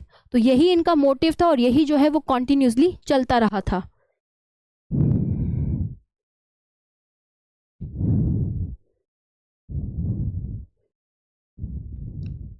ब्रिटिशर्स ने अपने जो नवाब्स थे, जो बच्चे थे, उनको भी अपनी कंपनी के अंदर डिप्लॉय कर लिया। ठीक है, इन लोगों ने भी ब्रिटिश अथॉरिटी और ब्रिटिश सोजर्निटी को एक्सेप्ट कर लिया था। तो आप देखो ना, पूरा यूरोपियन स्टाइल के अंदर बैठे हैं ये रूलर हैं, पूरा यूरोपियन स्टाइल में बैठे हैं because he accepted the suzerainty of British empire.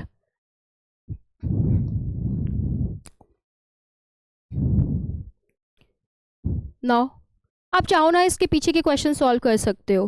ठीक है, यहाँ पे जो फिल इन द ब्लैंक्स लिखा है और जो मैच द फॉलोइंग है वो आप ट्राई कर सकते हो सॉल्व करने के लिए, जिससे आपको चीज़ें जो होंगी वो रिकॉल होती रहेंगी।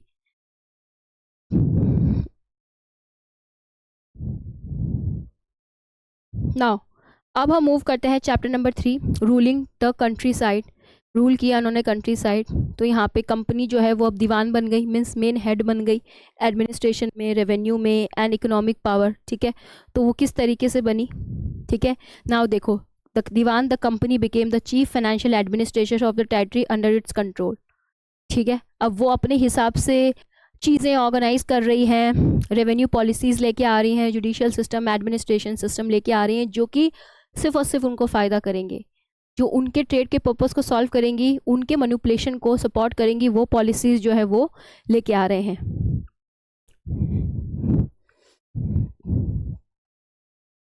कंपनी को एज अ दीवान होने के नाते काफ़ी ज़्यादा रेवेन्यू मिलता है। ठीक है, कॉटन खरीद सकते हैं, सिल्क खरीद सकते हैं एज चीप एज पॉसिबल, और उनको यूरोप के अंदर हाईली अमाउंट के अंदर वो बेच रहे हैं। ठीक है, अब ये है कि पहले 1765 से पहले ये होता था, जब तक बैटल ऑफ आपका बक्सर नहीं हुआ था, उससे पहले ये होता था कि कंपनी को परचेज करना पड़ता था goods in India by importing gold and silver from Britain. Now जो रेवेन्यू बंगाल में कलेक्ट हो रहा है वो फाइनेंस जो है वो कर सके purchase goods for export. Now you can think about it कि वो इंडियन पैसा का ही यूज़ करके चीज़ों को एक्सपोर्ट कर रहे हैं और यहाँ से भी इम्पोर्ट कर रहे हैं। So it's a matter of fact. तो इस तरीके से बंगाल की इकॉनमी जो है वो ख़राब हो गई। ठीक है, बंगाल की इकॉनमी ख़राब हो गई। वहाँ पे उस टाइम पे फेमाइन लाइक कंडीशन भी हमें काफ़ी ज़्यादा देखने को मिलती है। ठीक है, वहाँ पे ब्रिटिशर्स ने सोचा कि यहाँ के एग्रीकल्चर को इम्प्रूव करने की ज़रूरत है। Although they have techniques but still हमें और ऐसा एग्रीकल्चर चाहिए जो कि हमारी जो नीड्स हैं उनको फुलफिल करे। So they started lot of different kind of settlement like zamindari system. ठीक है, ryotwari settlement, permanent settlement, like that they started all these policies जहाँ पे फिक्स रेवेन्यू मिलता है। मीन्स एक ज़मींदार को हम अपॉइंट करेंगे उस एरिया का, चाहे एग्रीकल्चर हो या ना हो, हमें पैसा मिलते रहना चाहिए। तो इसको हम कहते हैं परमानेंट सेटलमेंट। ठीक है, now they recognised as a zamindar, rajas and talukdar. They were asked to collect the rent from the peasant and pay revenue to the company and amount paid was fixed. Now getting me, चाहे agriculture हो या ना हो, किसान खेती कर पा रहा हो वहाँ पे ना कर पा रहा हो, फर्टाइल लैंड हो या ना हो, लेकिन वहाँ से जो पैसा मिलेगा वो फिक्स होगा। वो ज़मींदार को, ब्रिटेन को इतना देना ही पड़ेगा। ठीक है, so it was a very very brutal. But कई बार ऐसा भी होता था कि इसमें ये प्रॉब्लम थी, उनको दिखी ब्रिटिशर्स को कि अरे परमानेंट सेटलमेंट में तो हमें फिक्स पैसा ही आ रहा है, अगर मान लो एग्रीकल्चर बहुत अच्छा हो रहा हो तो हमें कहाँ से पैसा मिलेगा, हमें कैसे पैसा मिलेगा। तो उन्होंने दूसरा सेटलमेंट चालू किया जिसको हम बोलते हैं रियोटवारी सेटलमेंट, जहाँ पे फिक्स अमाउंट नहीं था बट जितना एग्रीकल्चर होता था उसके हिसाब से पैसा मिलेगा। ठीक है, क्योंकि कंपनी को अपने एक्सपेंसेस और अपने एडमिनिस्ट्रेशन और अपने ट्रेड को बढ़ाने के लिए और ज़्यादा पैसों की ज़रूरत थी। ठीक है, तो उन्होंने नया सिस्टम चालू किया मैकेंजी ने। उन्होंने कहा नहीं, रेवेन्यू हम उस तरीके से कलेक्ट करेंगे जितना एग्रीकल्चर का सिस्टम हुआ है, उसको मुनरो सिस्टम भी बोला जाता है कई बार, जो कि साउथ की टेरिटरीज में शुरू किया गया था।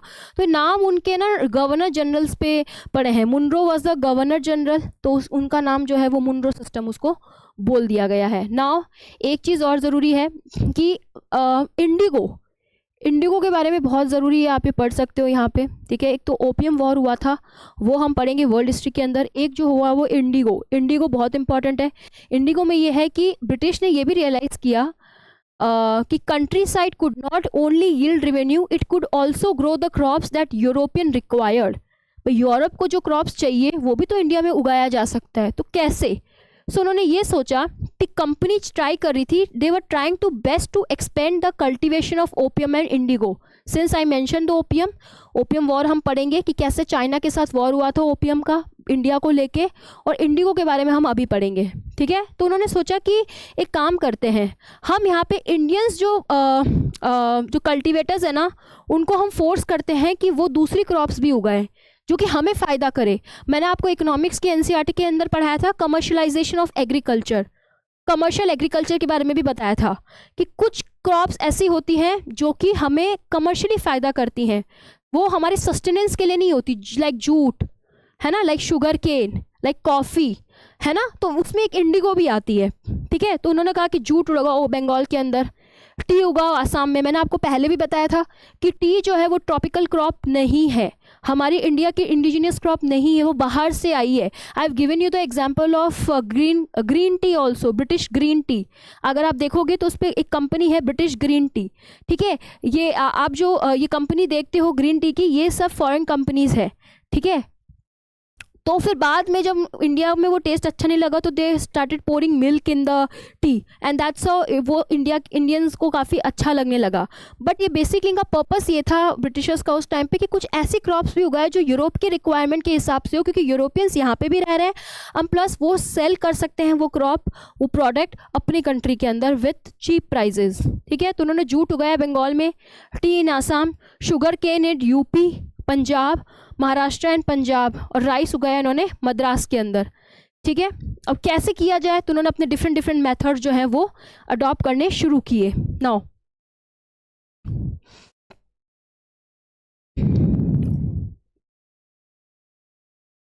आप ये देखिए, सबसे पहले तो उन्होंने कहा कि क्रॉप को उन लोगों ने कैसे उगाया। ये देखिए, आपको दिख रही है इमेजेस दिख रही है। आप लोगों ने टाई एंड डाई सुना होगा, आप लोगों में से काफ़ी लोग टाई एंड डाई का यूज़ करते होंगे। जैसे कि मान लो एक कोई वाइट कलर की चादर है या वाइट कलर का दुपट्टा है, उस पर आपको डिफरेंट प्रोडक्ट लेके आना है, तो आप टाई एंड डाई वाले के पास जाते हो, वो उसके अंदर कुछ कुछ सामान डालता है और उसको एकदम प्रिंट करके ऐसा बना देता है, तो ये दिखने में बड़े सुंदर होते हैं, है ना। तो यूरोपियंस की रिक्वायरमेंट ये थी, इंडिगो, उनको ऐसे प्रोडक्ट चाहिए थे जो कि मार्केट के अंदर अच्छे प्राइजेस के अंदर बिके, ठीक है। तो उन्होंने क्या किया, उन्होंने कहा ठीक है हम इसको उगाएंगे, ठीक है, ब्लू कलर के अंदर उगाएंगे, ठीक है। और उस ब्लू कलर को नाम इंडिगो होता है, दैट्स वाई इसको इंडिगो बोलने लगे इस क्रॉप को, ठीक है। तो फिर उसके बाद ये इंडिगो प्रोडक्ट की जो डिमांड है इंडिया की इंडिगो प्रोडक्ट की, वो ब्रिटेन में बहुत थी। Again I told you the same thing, tie and dye वगैरह के लिए टेम्परेट जोन के अंदर पहना जाता था उसको, और ये प्लांट जो है वो टेम्परेट जोन के अंदर इसकी खेती नहीं की जा सकती थी, ये ट्रॉपिकल प्लांट है, ट्रॉपिकल के अंदर ही उगाया जा सकता था।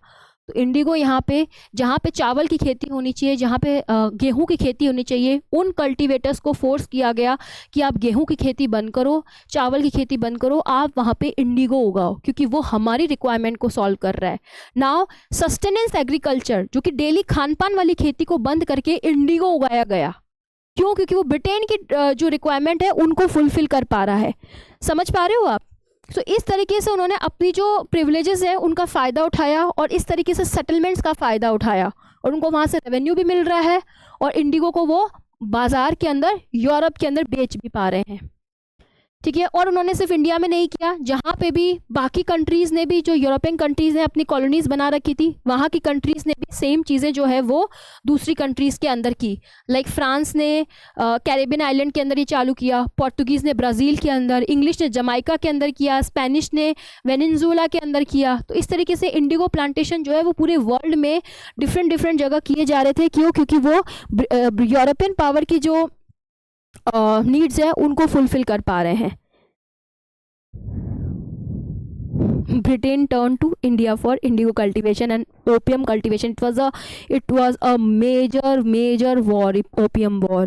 इतना बिकने लगा कि मतलब चाइना के साथ बहुत बड़ा वॉर हुआ था इंडिया का. नाउ अब ऐसा नहीं है कि लोग खुश थे, इंडिगो प्लांटर्स बहुत खुश थे. वहाँ पे फेमाइन पड़ रही है बंगाल के अंदर, मद्रास के अंदर, ब्रिटिशर्स के इस फोर्सफुल एक्ट्स की वजह से. तो वहाँ पे पीजेंट्स ने भी रिवोल्ट किया. That is called Indigo revolt. It's very famous in the history. ठीक है, आई थिंक इस पर एक मूवी भी बनी हुई है. आई डोंट एग्जैक्टली रिमेंबर कौन सी, बट इस पर एक मूवी बनी हुई है. ठीक है, अब इन्होंने इंडिगो को कल्टीवेट कैसे किया, इन्होंने सिस्टम अडॉप्ट किए. एक को बोला जाता है निज और एक को बोला जाता है रियोटी. तो ये दो कल्टीवेशन सिस्टम जो है, वो मेथड जो है, वो इंडिगो उगाने के लिए शुरू किया गया. ठीक है, अब निज सिस्टम के अंदर क्या होता था, प्लांटर प्रोड्यूस करता था Indigo in the lands that he directly control. ठीक है, या तो वो लैंड लेके आता है खुद से, या फिर ज़मींदार का जो लैंड दिया होता है उस पे इंडिगो उगाता है. ठीक है, और कंपनी या फिर कंपनी जो है वो अपने लेबर्स हायर करती है इंडिगो उगाने के लिए. ठीक है, these are the like revolt only. ठीक है, उसके बाद इनको खाने पीने का नहीं मिलता है लेबर्स को, ये अपना एग्रीकल्चर ना करके इंडिगो उगा रहे हैं. तो that led the discontent among the peasants. तो उसकी वजह से उन्होंने क्या करना शुरू किया, ब्रिटिशर्स के अगेंस्ट अटैक करना शुरू किया और रिवोल्ट करना शुरू किया. ठीक है, रियोट्स के सेटलमेंट पे इंडिगो उग रहा है. सो ये देखो इंडिगो प्लांटर्स ऐसे. और इतना आसान नहीं होता था. आप कभी भी देखना, जो चावल की खेती, गेहूं का खेती, एक फिक्स टाइम होता है. ठीक है, रबी और खरीफ क्रॉप का, वो उस टाइम पे उगाया जाता है. उनको प्रॉपर तरीके से वेट करते हैं. बट ये जो खेती होती है टी की, कॉफ़ी की, शुगर केन की, ये बड़ी डिफ़िकल्ट होती है. ये फर्टाइल लैंड को आप अनफर्टाइल करते हो, उसके बाद इनको उगाते हो. ठीक है, तो इसकी वजह से जो पीजेंट्स हैं उनके अंदर क्या पैदा होगा, डिसकंटेंट पैदा होगा. जब डिसकंटेंट पैदा होगा तो ऑब्वियसली लड़ाई होगी, बैटल्स होंगे, फाइट होगी. तो यहाँ पे इस टाइम पे बहुत सारे पीजेंट्स रिवोल्ट जो हैं वो हुए हैं. आप देखो कंडीशंस देखो. और डिफ़िकल्ट भी होता है उगाना, बड़ा डिफ़िकल्ट होता है. देखो पूरा, आप ये टर्म्स मत याद रखना, बट इमेजिन इस तरीके से सेपरेट इन लोगों को लैंड मिलते थे और उगाना पड़ता था लाइक दैट.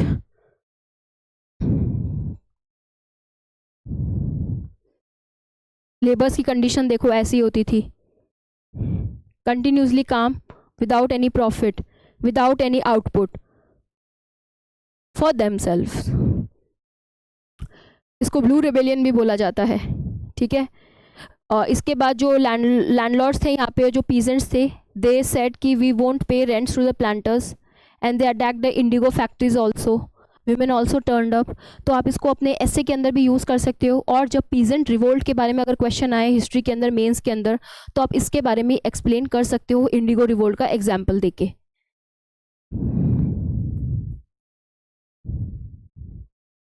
यहाँ पे काफ़ी ज़्यादा उस टाइम पे बुक्स वगैरह लिखी गई थी. जिन रिफॉर्मर्स ने सपोर्ट किया था, इसके अंदर बुक लिखी गई थी जिसमें इंडिगो प्लांटर्स के बारे में एक्सप्लेन किया गया है.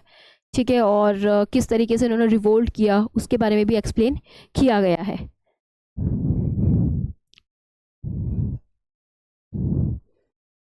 Now this rebellion spread. Intellectual from Kolkata rush to indigo district and they wrote the misery of riots, tyranny of the planters and the horrors of the indigo system. That's obvious. आज भी अगर आप देखो, किसान movement जो होता है, अगर उसको सप्रेस करने की कोशिश करती है गवर्नमेंट, तो न्यूज़पेपर में पढ़ा कीजिए, कविताएं बनती है, पैम्पलेट्स बनते हैं. अभी तो स्टैंड अप कॉमेडी भी बनने लग गई है, उन पे ट्वीट्स होते हैं, है ना. तो ऐसा नहीं है कि कम्प्लीटली सब लोग उस टाइम पे ब्रिटिशर्स को ही सपोर्ट कर रहे थे. जो लोग सिंपैथेटिक थे टुवर्ड्स इंडिगो प्लांटर्स, उन्होंने इंडिगो प्लांटर्स को अपने अपने जरियों के थ्रू उस टाइम पे सपोर्ट किया था. And it was a very very biggest peasant revolt in Indian history. ठीक है, तो फाइनली एक कमीशन सेटअप की जिसने बोला कि प्लांटर्स को गिल्टी बोला because they attacked Britishers factory. They criticise them for coercive methods they used with indigo cultivators. फिर उसके बाद इन्होंने बोला कि इंडिगो प्लांटर्स के लिए जो इंडिगो है का प्रोडक्शन वो फ़ायदेमंद नहीं है. ठीक है, तो उन्होंने कहा कि ठीक है, आप इस एग्जिस्टिंग कॉन्ट्रैक्ट को फॉलो करो, उसके बाद हम इंडिगो जो है वो आपको उगाने के लिए फोर्स नहीं करेंगे. इस तरीके का उन्होंने कमीशन के अंदर डेवलप किया था. और फिर लेटर ऑन बहुत ज़्यादा जब महात्मा गांधी जी इंडिया लौटे थे तो चंपारण सत्याग्रह हुआ. ठीक है, और चंपारण सत्याग्रह के थ्रू फिर उन्होंने निगोशिएशन किया ब्रिटिशर्स ने गांधी जी के साथ, और फिर इस तरीके से धीरे धीरे इंडिगो प्लांटिंग करना जो है वो स्टॉप कर दिया गया। बाय द वे चंपारण सत्याग्रह के बारे में बहुत क्वेश्चंस आते हैं, आप कभी भी प्रीलिम्स उठा के देख लो, चंपारण सत्याग्रह के बारे में आपको काफ़ी क्वेश्चंस मिलेंगे। Now tribals, dikus and the vision of golden age. देखिए ट्राइबल्स क्या होते हैं, मैंने आपको 7th क्लास के एनसीईआरटी में बताया था। जोग्राफिकल आइसोलेशन होती है, ठीक है, उनका कल्चर डिफरेंट होता है, और कैसे वो डेवलप हुए I also explain you in the class 7th class NCERT. Go through that chapter and watch the lecture. Also आप ये बात ध्यान रखना, पॉलिटी के अंदर 5th schedule and 6th schedule जो है, आप वहाँ पे ट्राइबल्स के बारे में पढ़ सकते हो, स्पेशली द 6th शेड्यूल, ठीक है, उसमें पूरी डेफिनेशन दे रखी है, who are called as a tribal in India, ठीक है। तो 4 पैरामीटर्स होते हैं, उन 4 पैरामीटर्स के बेसिस पे किसी ट्राइब को ट्राइब्स घोषित किया जाता है, ठीक है। उस टाइम पे भी बहुत सारे ऐसे लोग थे जो फॉरेस्ट में घूमते थे। आई टोल्ड यू कि वो फॉरेस्ट में क्यों घूमते थे, ठीक है, 7th क्लास के एनसीईआरटी में, लाइक छोटा नागपुर के अंदर, झारखंड में, ठीक है। और लोग ऐसे बोलते थे कि ये लोग फॉरेस्ट में घूमते हैं, इनके पास बड़ी पावर होती है। आप लोग भी कभी सोचना, आज भी अगर आप देखते हो, जैसे आप लोगों ने कई बार कंटारा पिक्चर देखी होगी, तो कांतारा पिक्चर के अंदर भी ऐसा एक्सप्लेन किया गया है ना, ट्राइबल सोसाइटी के बारे में बताया गया, और काफ़ी मिरेक्युलस और काफ़ी बड़ी पावर उनको जो दिखाया गया है वहाँ के गॉड को, राइट। तो ऐसा माना जाता था कि इनके पास बड़ी पावरफुल पावर होती है, तो वो अपने आप को गॉड डिक्लेयर कर देते थे कि हम गॉड है, हम चीज़ों का निवारण करेंगे, मैजिकल हीलिंग करेंगे, मैजिकल पावर के थ्रू रिजॉल्व करेंगे चीज़ें। तो ये सारी चीज़ें उन्होंने रिजॉल्व की, ठीक है, and that's how they started कि हमारी प्रॉब्लम का सोल्यूशन हमारे ही पास है, ठीक है। तो इसमें सबसे एक इम्पॉर्टेंट है बिरसा मुंडा, जो कि मुंडाज एक ट्राइब है, उनके अंदर पैदा हुए थे बिरसा, जो कि छोटा नागपुर प्लेटू में रहते हैं। आज भी ये ट्राइब एग्जिस्ट करती है। ट्राइबल जो है ना, उनका स्टेटस जो है वो काफ़ी अलग था हमारे इंडिपेंडेंस के पहले भी और इंडिपेंडेंस के बाद भी। ब्रिटिशर्स ने इनको, जिन ट्राइब्स को वो मैनेज नहीं कर सके थे, क्योंकि ये लोग ना गुरिल्ला वॉरफेयर मेथड यूज़ करते थे सारे ट्राइब्स।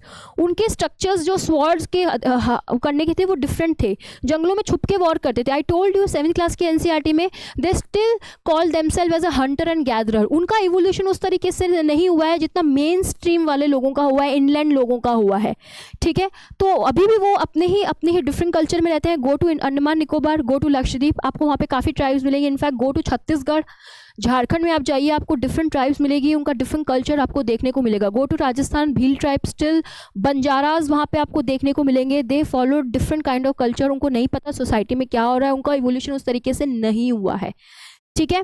तो अभी भी उनके लिए डिफरेंट पॉलिसीज़ आप देखो, हर तरीके की डिफरेंट पॉलिसीज़ होती हैं ट्राइबल पॉलिसीज़ के लिए, ठीक है। तो वहाँ पे ये ट्राइबल्स थे, इनको ब्रिटिशर्स जो है वो पूरी तरीके से रिमूव नहीं कर सके, इनको नहीं जीत सके, ठीक है। तो संथाल, ओरैंग्स, ये सारी ट्राइब्स जो हैं वो ब्रिटिश रूल के अंदर भी बहुत सारी प्रॉब्लम्स फेस कर रही थी। वाई? क्योंकि रियोट वाली सेटलमेंट, परमानेंट सेटलमेंट वाली चीज़ें, और ब्रिटिशर्स अपने फ़ायदे के लिए फॉरेस्ट को काट रहे थे। जब ब्रिटिशर्स फॉरेस्ट को काटेंगे तो ये लोग उन पर अटैक करेंगे, ठीक है। तो ब्रिटिशर्स ने इनको काफ़ी बुरी तरीके से ट्रीट किया, उनको नहीं समझ आता था कि क्या करना चाहिए। तो फिर उन्होंने कई क्रिमिनल ट्राइब्स को क्रिमिनल भी घोषित कर दिया कि दे आर क्रिमिनल्स, ठीक है। ऑल्दो इंडिपेंडेंस के बाद तो प्रॉब्लम सॉल्व हो गई थी।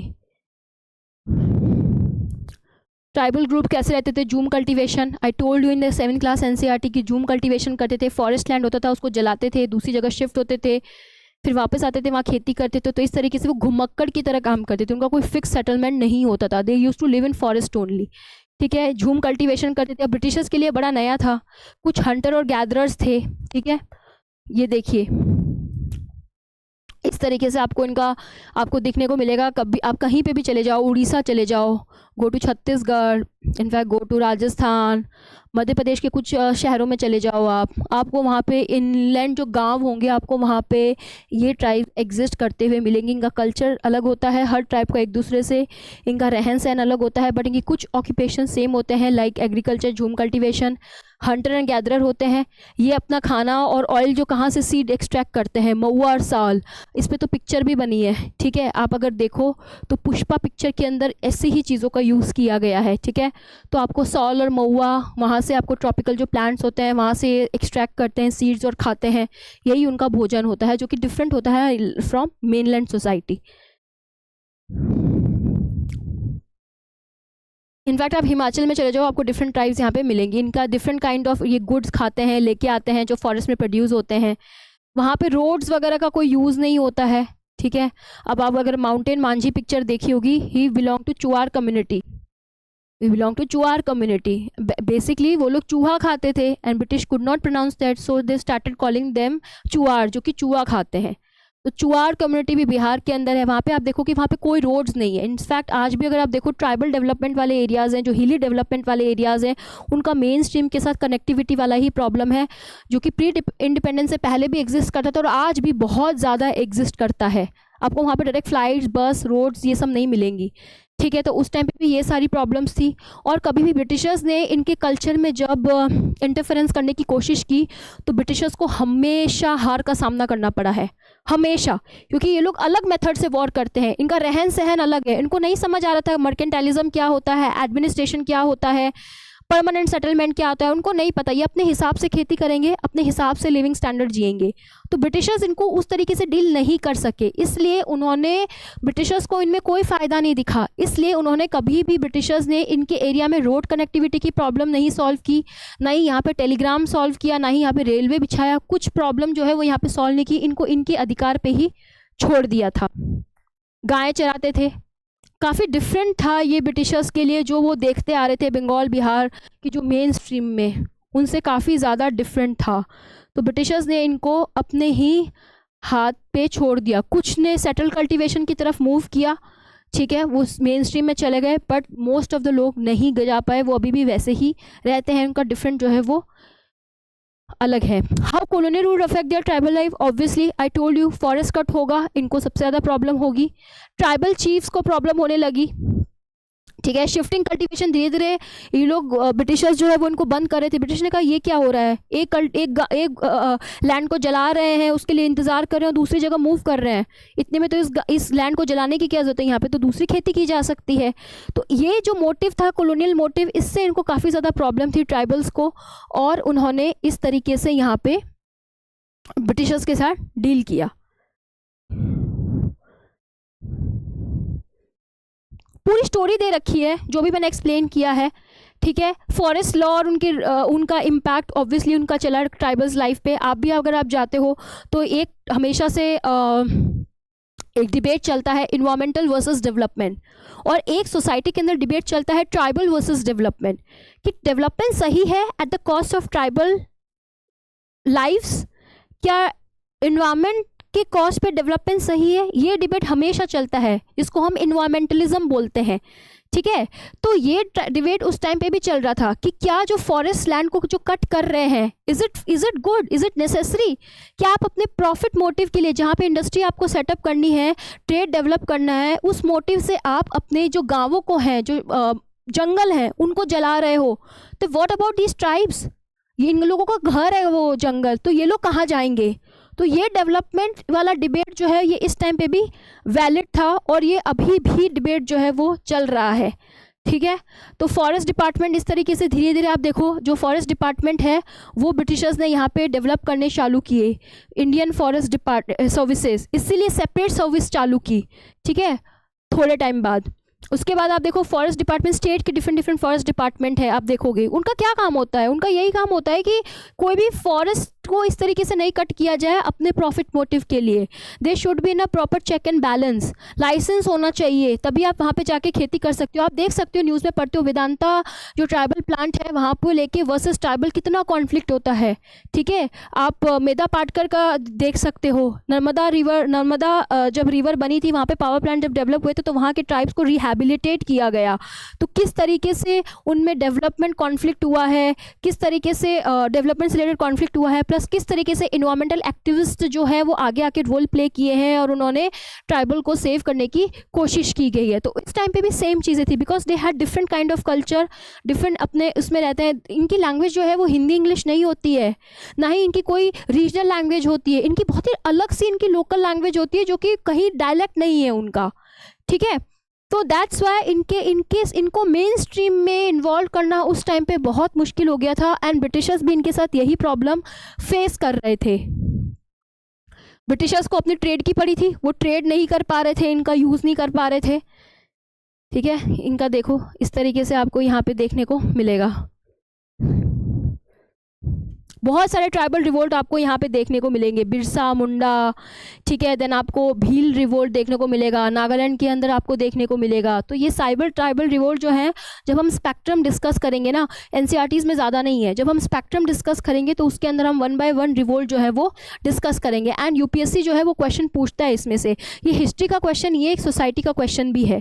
ठीक है, बिरसा मुंडा हमेशा से बहुत ज़्यादा फेमस है क्योंकि ये जो है वो एनसीईआरटी के अंदर दिया हुआ है, बट और भी ट्राइबल रिवोल्ट है, वो भी इंपॉर्टेंट है, वो हम जब हम डिस्कस करेंगे स्पेक्ट्रम तब हम उसके अंदर इलेबरेट करूँगी मैं आपको ट्राइबल रिवोल्ट्स के बारे में। Now moving towards next chapter, when people रिवेल 1857 and after. देखिए 1857 तक मैंने अभी बताया, देखो बहुत सारी एडमिनिस्ट्रेशन में इंटरफेरेंस हो गया, अपने हिसाब से रेवेन्यू सेटलमेंट चल रहा है, अपने हिसाब से एग्रीकल्चर चल रहा है, सब कुछ अपने हिसाब से चीज़ें चल रही है। ठीक है, तो लोगों में ऑब्वियसली आक्रोश फैल रहा है। ठीक है, लोगों में आक्रोश फैल रहा है, लोग रिवोल्ट करना चाह रहे हैं। बट 1857 जो है इसको फर्स्ट वॉर ऑफ इंडिपेंडेंस बोला जाता है क्योंकि यहाँ पे कई रूलर इकट्ठे होके ब्रिटिशर्स के अगेंस्ट लड़ने के लिए आए थे और उन्होंने एक तरीके से इंडिपेंडेंस का सीड बोया था कि हाँ हमें इनसे आज़ादी चाहिए।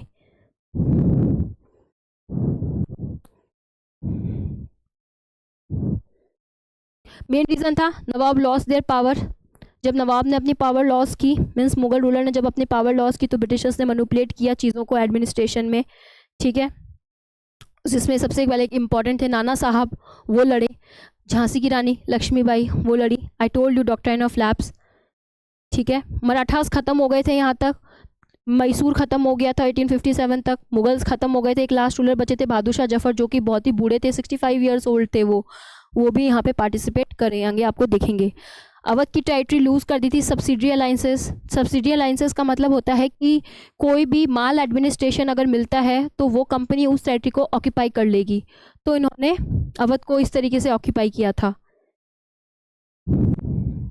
पीजेंट एंड द सिपाही बहुत ज़्यादा डिसकंटेंट थे। एक तो जो सेटलमेंट पॉलिसीज़ थी, देखिए हमेशा ध्यान रखना उस टाइम पे जो पीजेंट्स थे ना, वही सबसे ज़्यादा सोल्जर्स भी थे, वो उनकी कम्युनिटी सबसे ज़्यादा सोल्जर्स में थी, वही देश के लिए लड़ते थे, उनको ही सबसे ज़्यादा सोल्जर आर्मी के अंदर यूज़ किया जाता था।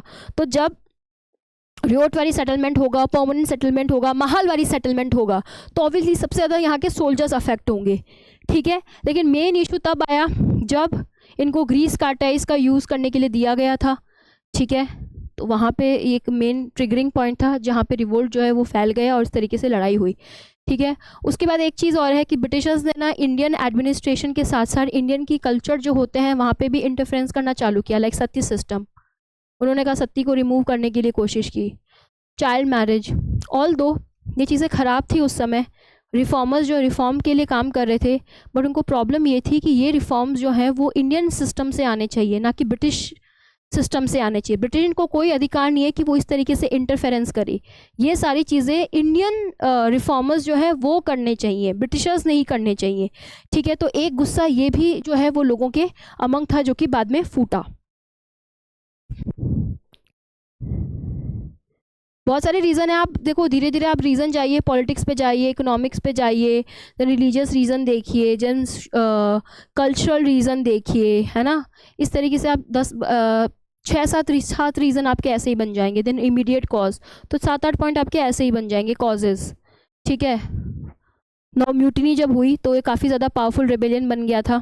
ठीक है, और मेरठ से शुरू हुई थी, बहुत सारे डिफरेंट सेक्शंस के लोगों ने पार्टिसिपेट किया था, ऑल्दो कुछ लोगों ने नहीं किया था, लाइक एजुकेटेड लोगों ने नहीं किया था क्योंकि एजुकेटेड लोगों को लगता था कि ब्रिटेन जो रूल है वो इंडिया के लिए अच्छा रूल है, एक तरीके से यूनिफाई कर रहा है इंडिया को। ठीक है, तो इस तरीके से यहाँ पे ज़मींदार लोगों ने नहीं पार्टिसिपेट किया था क्योंकि ब्रिटिशर्स तो ज़मींदार को सपोर्ट कर रहे थे in terms of giving more revenue to them, है ना, उनको फ़ायदा मिल रहा था पीजेंट से टैक्स कलेक्ट करके और ब्रिटिशर्स का सपोर्ट मिल रहा था। ये देखो 1857 का ग्लांसेस है।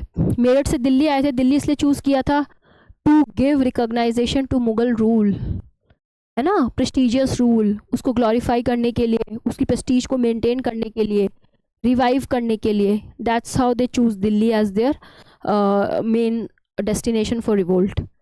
ठीक है, ऑल्दो बहादुर शाह जफर बड़े वो थे, बड़े ओल्ड रूलर थे, बट मुगल रूलर ने जो अपनी प्रेस्टीज को लॉस किया था, उस प्रेस्टीज को रिवाइव करने के लिए ना उन्होंने मुगल रूलर को ही क्या साबित कर दिया, अपना लीडर साबित कर दिया बहादुर शाह जफर को। He did not participate in battle, वो डायरेक्टली जाके थोड़ा ना ब्रिटिशर्स से इस तरीके से लड़े थे। ठीक है, रेबेलियन धीरे धीरे स्प्रेड हुआ, दिल्ली, कानपुर, लखनऊ। ठीक है, यहाँ पे डिफरेंट डिफरेंट लोगों ने यहाँ पे पार्टिसिपेट किया, लाइक नाना साहब ने किया। ठीक है, देन आपका यहाँ पे बेगम हजरत महल ने किया। ठीक है, झांसी की रानी ने किया, तात्या टोपे ने किया।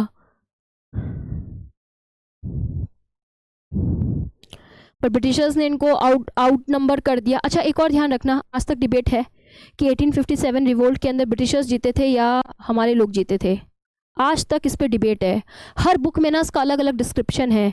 बट वीडी सावरकर जो है उन्होंने इसको फर्स्ट वॉर ऑफ इंडिपेंडेंस बोला था, बट कुछ लोगों ने इसको बोला था कि नो, कुछ नहीं है, ऐसा नहीं, कोई यूनिटी नहीं लेके आए थे, यहाँ पे सब अपने अपने पर्सनल मोटिव के लिए लड़ रहे थे। It was a local only, it was not a called as a national event. ठीक है, तो आपका इस पे व्यू पॉइंट क्या है, आपको अपने एग्जाम्पल के थ्रू एक्सप्लेन करना है। Why it is called first war of independence? इस पे यूपीएससी ने इतनी बार क्वेश्चन पूछा हुआ है, मेंस के अंदर, ऑप्शनल के अंदर, इंटरव्यू के अंदर, कि why 1857 revolt called as a first war of independence. वहीं पे काउंटर आर्ग्यूमेंट है कि ये फर्स्ट वॉर इंडिपेंडेंस कह ही नहीं सकते इसको, ये इंडिपेंडेंस के लिए नहीं था, ये तो सब अपने अपने लोकल मोटिव के लिए लड़ रहे थे। नाना साहब अपने पीजेंट्स के लिए लड़ रहे थे, झांसी की रानी अपने एरिया के लिए लड़ रही थी, झांसी के लिए लड़ रही थी, बेगम हजरत महल भी अपने एरिया के लिए लड़ रही थी, बहादुर शाह जफर अपने मुगल रूलर के लिए की प्रेस्टीज के लिए लड़ रहे थे। सबके मोटिव अलग अलग थे, किसी को इंडिपेंडेंस नहीं चाहिए थी, तो it was a local in character. ठीक है, और वहीं पे दूसरे लोग आर्ग्यूमेंट करते हैं कि फर्स्ट वॉर ऑफ इंडिपेंडेंस इसलिए क्योंकि यहीं पे लोगों में एक बुद्धि आई, एक लोगों में अवेकनिंग आई कि हमें ना इन लोगों से, जो ब्रिटिशर्स हैं, इनसे आज़ादी लेनी है। तो यहाँ पे ना सबके अलग अलग व्यू पॉइंट है, आप उन व्यू पॉइंट्स को अपने हिसाब से ना आंसर के अंदर मेंशन कर सकते हो। ठीक है, तो इसमें इतनी कोई बड़ी बात नहीं है, आप अपने हिसाब से उनको आंसर के अंदर मेंशन कर सकते हो। बट ये रिवोल्ट हुए, ये फोटोग्राफ्स वगैरह हैं, इसके अंदर सिर्फ वो है। फिर उसके बाद जब बैटल ख़त्म हो गया था, 1857 का रिवोल्ट ख़त्म हो गया था, तो 1858 ने कंपनी जो है वो डिफरेंट रूल लेके आई, और वहाँ पे अब जो रूल करेगा वो कंपनी नहीं करेगी, वहाँ का क्राउन करेगा। तो कंपनी का रूल अब शिफ्ट हो गया क्राउन की तरफ, क्योंकि ब्रिटिशर्स को ना इस कंपनी के अंदर, इस कंपनी को, ईस्ट इंडियन कंपनी को बड़ा लॉस हुआ था इस बैटल के अंदर। तो अब जो है वो क्राउन का रूल आ गया। अब जो वो आएंगे गवर्नर जनरल नहीं, बट अब वाइस रॉयज आएंगे। कंपनी ने और भी डिफरेंट यहाँ पे रिफॉर्म्स किए थे, थोड़े बहुत इंक्रीज़ कर दी थी इंडियन सोल्जर की संख्या अपनी कंपनी के अंदर। ठीक है, यूरोपियन की जगह इंडियंस को थोड़ा इंक्रीज़ कर दिया था, थोड़ा कोशिश किया था कि काउंसिल्स बनाई जाए। ठीक है, तो इसलिए काउंसिल एक्ट्स भी आए, लाइक 1861 एक्ट्स आया, 1872 इस तरीके से एक्ट्स, सॉरी 1892 इस तरीके से एक्ट्स भी जो है वो धीरे धीरे आने चालू हुए। उसके बाद जो भी रूलिंग चीफ थे उनको ये अश्योरेंस दी गई कि ठीक है, आपकी टेरिटरी हम आगे से एनेक्स नहीं करेंगे। तो डॉक्ट्राइन ऑफ लैप्स और जो सब्सिडरी अलाइंसेज है उनको ख़त्म कर दिया गया था पूरी तरीके से। ठीक है, उसके बाद कुछ लैंड्स और प्रॉपर्टी जो थी मुस्लिम्स की वो ले ली गई थी, जो सस्पिशियस प्रॉपर्टी थी, बट कुछ प्रॉपर्टीज़ जो है वो रिटर्न भी कर दी गई थी। ठीक है, उन्होंने कहा ठीक है, अब हम जो रिलीजियस और सोशल प्रैक्टिसेस हैं उनको हाथ जोड़ते हैं, अब उनकी रिस्पेक्ट करेंगे। तो फाइनली ब्रिटिशर्स ने सोचा इट्स नॉट फ्रूटफुल कि हम इनके रिलीजियस प्रैक्टिसेस में जा रहे हैं, सोशल प्रैक्टिसेस में जा रहे हैं, और इतना बड़ा रिवोल्ट हो गया, इसमें हमें भी तो नुकसान हुआ है ना। तो उन्होंने हाथ जोड़ दिया, उन्होंने कहा ठीक है भैया, हम कोई आपकी ना कस्टमरी लॉ के अंदर इंटरफेरेंस नहीं करेंगे, आप अपना मेंटेन करो, हमें कोई मतलब नहीं, हमें सिर्फ अपने ट्रेड से मतलब है। पॉलिसीज थोड़ा प्रोटेक्ट किया गया लैंडलॉर्ड ज़मींदार्स को, क्यों? क्योंकि उन्होंने उसको ब्रिटिशर्स को सपोर्ट दिया था। ठीक है, ये एरियाज थे, यहाँ के लोगों ने पार्टिसिपेट किया था, रूलर्स ने 1857 रिवोल्ट के अंदर। ये स्टोरी है खुंद्रा अपराइजिंग, ये आप खुद पढ़ लेना, रेवटवारी सेटलमेंट से रिलेटेड है, उन्होंने किस तरीके से फिर रिवोल्ट किया, पीजेंट रिवोल्ट के अंदर है। बाकी पीजेंट रिवोल्ट जो है वो हम डिस्कस करेंगे जब हम स्पेक्ट्रम पढ़ेंगे। ठीक है, यहाँ पे एकदम एक बेसिक स्टोरी की तरह दिया गया है, उस स्टोरी को मैं एक्सप्लेन करूँ, सेम स्टोरी को, कोई पॉइंट नहीं है, आप उसको ज़रूर पढ़ना। नाउ एजुकेटिंग द नेशन, देखो पहले तो हमें पता ही था हमारे यहाँ पे एजुकेशन कैसे थी, नालंदा यूनिवर्सिटी, तक्षशिला, विक्रमशिला फेमस था ठीक है, गुरुकुल सिस्टम होता था और वहाँ पे मोस्टली टेक्सचर पढ़ाए जाते थे, खुद के टेक्स्ट, लाइक धर्मशास्त्र है ना, और उपनिषद, इस तरीके से वेदास पढ़ाते थे, पुराणास पढ़ाते थे, है ना। उसके बाद रिलीजियस टीचिंग भी दी जाती थी स्कूलों के अंदर। मुस्लिम जो थे वो अपनी रिलीजियस टीचिंग देते थे वाया मदरसा। तो जो ब्रिटिशर्स आए उन्होंने देखा ये क्या सिस्टम है, ये क्या रिलीजियस टीचिंग दी जा रही है। They did not support Indian education system, ठीक है। उन्होंने अपने हमारे जो एजुकेशन सिस्टम है उसको काफ़ी डिग्रेड तरीके से दिखा गया। उन्होंने बोला कि it is a tradition of orientalist. Okay, उन्होंने उसको सपोर्ट नहीं किया। उन्होंने बोला कि हम इनको संस्कृत ग्रामर और इन सब के अलावा दूसरी चीज़ों का भी नॉलेज देना चाहिए। And that's how they started working in education system. क्योंकि अगर इंडिया में ही एजुकेशन सिस्टम हम अच्छा करेंगे, अपने हिसाब से करेंगे, ब्रिटेन के हिसाब से करेंगे, तभी तो हम अपने एडमिनिस्ट्रेशन में इनको डालेंगे और ये हमारे लिए काम करेंगे, राइट। और हम भी इनका एडमिनिस्ट्रेशन अच्छे से समझ पाएंगे। तो they have started giving lot of effort towards the education system, ठीक है। तो यहाँ पे विलियम जोन्स, उन्होंने कुछ एफर्ट किए, हेनरी थॉमस ने कुछ रिफॉर्म्स किए, ठीक है।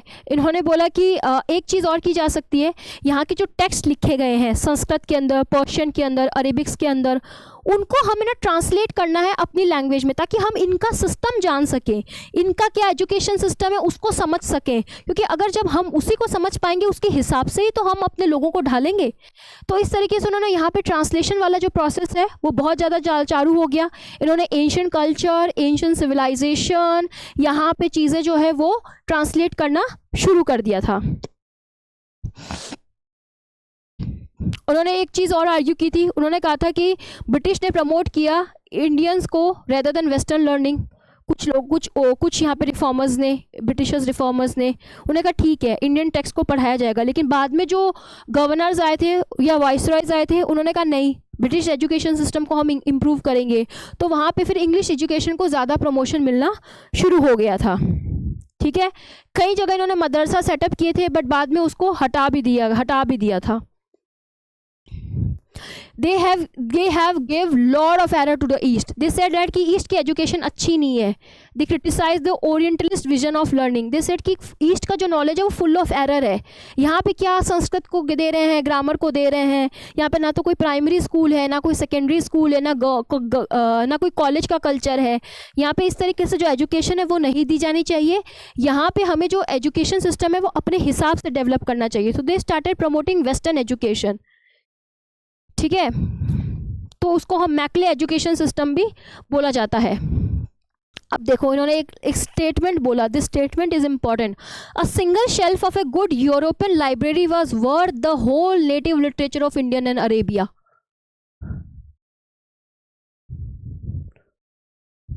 देखा किस तरीके से उन्होंने डिग्रेड किया इंडियन एजुकेशन सिस्टम को। सो फिर मैकले आया, मैकले ने बोला कि ठीक है we need to emphasise to teach the English language. इन्होंने कहा कि इंग्लिश जो है वो इंडियंस को एक तरीके से एक अच्छा लिटरेचर बनाने में, एक अच्छा नॉलेजेबल पर्सन बनाने में ज़रूर हेल्प करेगा। And that's how they started promoting English language. और उन्होंने ये भी बोला कि इंडियंस जो है वो ईस्ट के जो लोग हैं वो सिविलाइज नहीं है, इंग्लिश जो है वो उनको सिविलाइज बनाएगा, उनको कल्चर्ड बनाएगा। कॉमर्स का एजुकेशन उन्होंने धीरे धीरे शुरू किया। वुड डिस्पैच मेथड उन्होंने शुरू किया।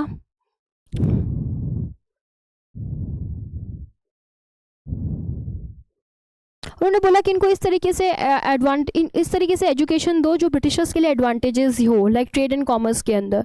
सो they made such kind of curriculum and syllabus जो कि ब्रिटेन को फ़ायदा करे उनके सिलेबस में ट्रेड के लिए।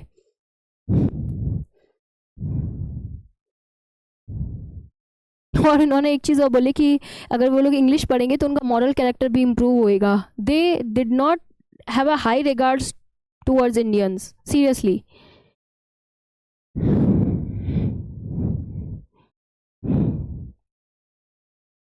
सो they demanded for moral education, कि इंडियंस को मॉरल एजुकेशन के बारे में सिखाना चाहिए, जिसको हम नैतिक शिक्षा बोलते हैं, ठीक है। तो उन्होंने इस तरीके से यहाँ पे नेटिव एजुकेशन, मॉरल एजुकेशन भी जो है वो शुरू की थी। धीरे धीरे कॉलेजेस बनाए थे, संस्कृत कॉलेजेस बनाए थे।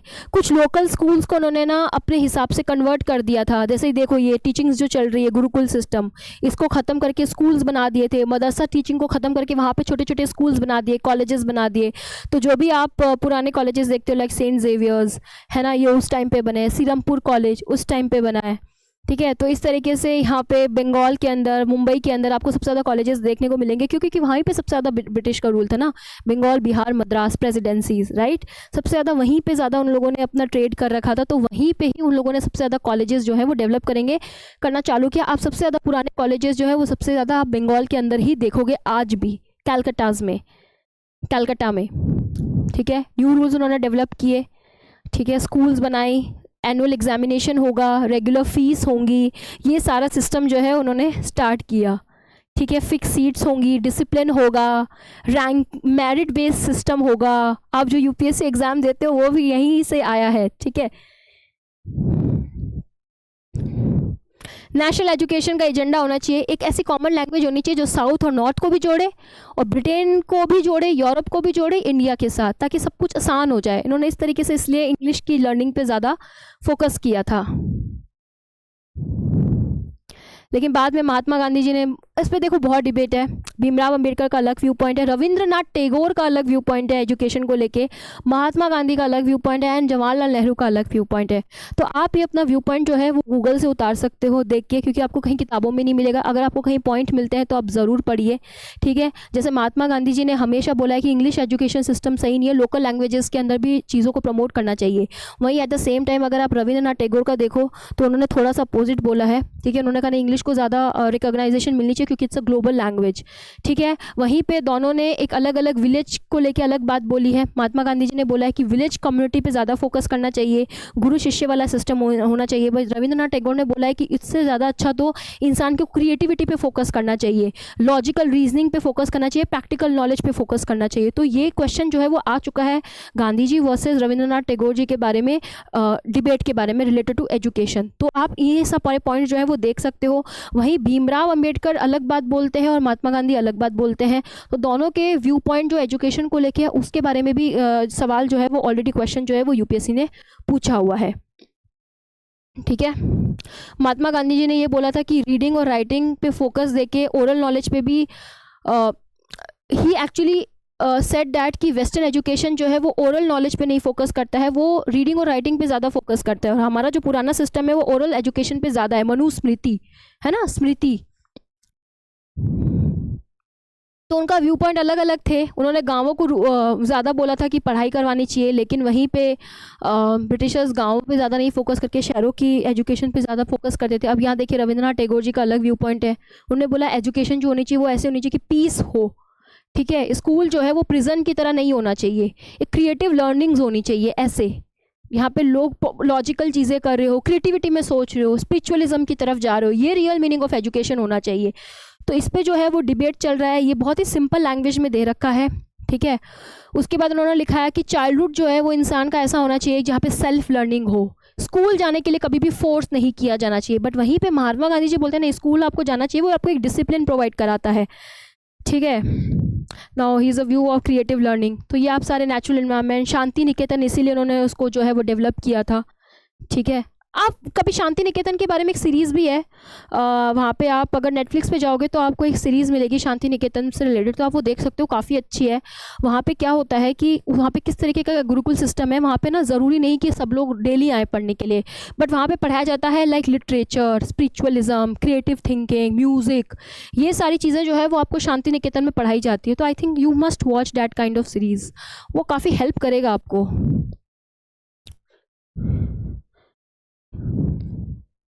नाउ मूविंग टूवर्ड्स, ये चैप्टर जो है वो काफ़ी अच्छा था, ठीक है। Now moving towards 7th chapter, that is women, caste and reforms. अब वुमेन का क्या रोल था, वुमेन को किस तरीके से देखा जाता था। अब आप यहाँ से बिल्कुल ऐसे की तरह शुरू कर सकते हो। वेदा के अंदर क्या था, अब ये देखो सती का अपने डिस्क्रिप्शन जो है वो दिखा रखा है, ठीक है। सती पेंटिंग्स के थ्रू किस तरीके से सती, अब देखो इनको ना आग के अंदर डाला जा रहा है, ये मर जाएंगी इनके अंदर।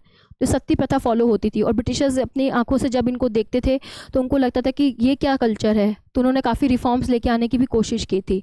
बट ठीक है, कुछ रिफॉर्म सक्सेसफुल हुए बट कुछ नहीं हुए। लोअर कास्ट अपर कास्ट का कॉन्फ्लिक्ट हमेशा से था, ठीक है। विमेन के अंदर विडो रीमैरिज जो है वो काफ़ी ज़्यादा, ईश्वरचंद विद्यासागर जी ने उसको रिफॉर्म किया तो वो स्टार्ट हुआ, बट उससे पहले ऐसा माना जाता था, विडो को एक तरीके से पोल्यूटिंग एंटाइटी माना जाता था, ठीक है। धीरे धीरे चेंजेस की तरफ आने लगे, पैम्पलेट्स के थ्रू, न्यूज़पेपर्स के थ्रू। यहाँ पे रिफॉर्म्स के बारे में बोला गया है, राजा राम मोहन रॉय ने रिफॉर्म्स किए थे, ही इस्टेब्लिश द ब्रह्म समाज, ठीक है, वेरी वेरी इंपॉर्टेंट, ठीक है। उन्होंने ये चेंज किया था कि सोसाइटी के अंदर अनजस्ट प्रैक्टिसेस जो हो रही हैं और चेंजेस की ज़रूरत है, तो दैट्स हाउ उन्होंने एक बेस्ट वे इंश्योर किया कि लोगों को अपनी पुरानी जो प्रैक्टिसेस है, ओल्ड प्रैक्टिसेस है, उनको छोड़ना पड़ेगा और नई प्रैक्टिसेस की तरफ क्या होगा, जाना पड़ेगा। He change the life of widows, उन्होंने काफ़ी विडो रीमैरिज पे फोकस किया। उन्होंने विडो को एजुकेशन सिस्टम के लिए प्रमोट किया कि they should Aspire for any kind of education, ताकि उनकी जो उन्नति जो है वो हो सके और वो अच्छा जो है वो कर सके, क्योंकि women were considered as a polluting entity after she gets widow. तो सती को उन्होंने बैन करवाया, इसके बाद गवर्नमेंट ने थोड़ा सपोर्ट किया और एक्ट बनाए, ठीक है।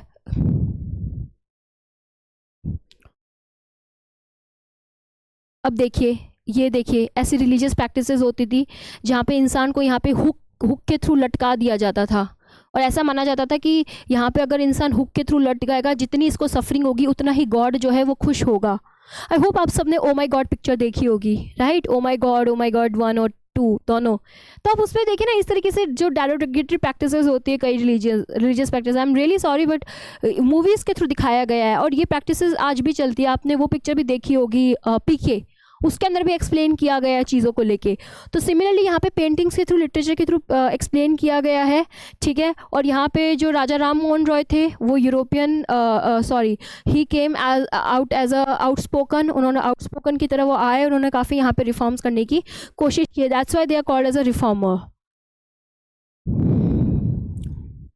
सिमिलरली ईश्वरचंद विद्यासागर आए, उन्होंने भी विडो रीमैरिज एक्ट जो है वो उनके थ्रू पास करवाया गया, ठीक है। उसके बाद विडो रीमैरिज जो है वो सही होने लगे। देन आपका देखो वीरासिंगलंगम पंटुलू, ये जो है उन्होंने भी एसोसिएशन बनाया विडो रीमैरिज के लिए, सदर्न पार्ट के अंदर, मद्रास के अंदर। फिर दयानंद सरस्वती आए, he found association called Arya Samaj. अच्छा, दो तरीके की चीज़ें हैं, एक तो रिफॉर्म्स मोमेंट थे, एक रिवाइवल मोमेंट थे। रिफॉर्म जो होता है कि जो अनजस्ट प्रैक्टिसेस चल रही है उसमें रिफॉर्म्स लेके आने, उसमें बदलाव लेके आने हैं। रिवाइवल का मतलब होता है कि जो हमारी पुरानी एंशिएंट धरोहर है उसको हमें रिवाइव करना है, जो हमें किया गया था आर्य समाज के अंदर, कि जो भी हमारी पुरानी लर्निंग है, वेदों वाली लर्निंग है, उसको हमें क्या करना है, उसको वापस लेके आना है। क्योंकि इंसान जो है वो उपनिषद भूल गया है, वेदास भूल गया है, उसको हमें रिवाइव करने की जरूरत है। बट यहाँ पे ये ध्यान रखना, रिवाइवलिज्म कभी भी ये नहीं कहता है कि आप सत्य को वापस लेके आ जाओ। He did not do any reforms, but yes he wanted कि इंडियन हेरिटेज को जो है, इंडियन स्क्रिप्चर्स को जो है, उनका नॉलेज जो है वो वापस लेके आया जाए। चूँकि आज इंडिया आज भी फॉलो करते हैं आर्य समाज, बहुत सारे स्कूल्स हैं, डीएवी स्कूल्स हैं, डीएवी कॉलेजेस हैं, है ना। तो ये सारी चीज़ें, इन पे फोकस किया गया था आर्य समाज ने। तो दो मोमेंट्स है, रिवाइवलिज्म और रिफॉर्मिज्म। ये हम स्पेक्ट्रम के अंदर जब हम बड़ा डिटेल के अंदर इनको एक्सप्लेन करेंगे। इनके एफर्ट की वजह से, विद्यासागर जी के एफर्ट की वजह से ही girls started going to schools, उन्होंने काफ़ी स्कूल्स भी बनाए, कॉलेजेस बनाए, ठीक है। वुमेन ने अपने वुमेन के बारे में लिखा, जैसे आप ये देखो वुमेन एसोसिएशन है, ठीक है। यहाँ पे महिला विद्यालय आपको यहाँ पे देखने को मिलेगा, लाइक दैट, ठीक है। भोपाल की बेगम ने सपोर्ट किया, ठीक है। विमेन यूनिवर्सिटीज़ जाने लगी, यहाँ पे भी आपको देखेंगे सरोजनी नायडू, यहाँ पे आपको काफ़ी ज़्यादा एग्जांपल्स जो है वो देखने को मिलेंगी। फिर इन्होंने कुछ ने इंडियन इंडिपेंडेंस में भी सपोर्ट किया, लाइक उषा मेहता, ठीक है, और सरोजनी नायडू, पंडित रामाबाई, ये आपको देखने को मिलेंगी। She was a scholar. पहले सिर्फ लड़कियां नहीं पढ़ सकती थी, सिर्फ लड़के पढ़ सकते थे वेदास, बट इन्होंने डिफरेंट सब्जेक्ट्स, साइंस के, लर्निंग के, एक्सपेरिमेंट के सब्जेक्ट खुद पढ़ाए। तो इस तरीके से इनका भी जो है वो कॉन्ट्रीब्यूशन जो है वो हमें दिखाई देता है। चाइल्ड मैरिजेस के अगेंस्ट लॉ बने, कास्ट और सोशल रिफॉर्म्स के अंदर कोशिश की जाए। बहुत ही सिंपल सिंपल लैंग्वेजेस में इसमें दे रखा है, कोई स्टोरी नहीं है, सिर्फ व्यू पॉइंट है, ठीक है।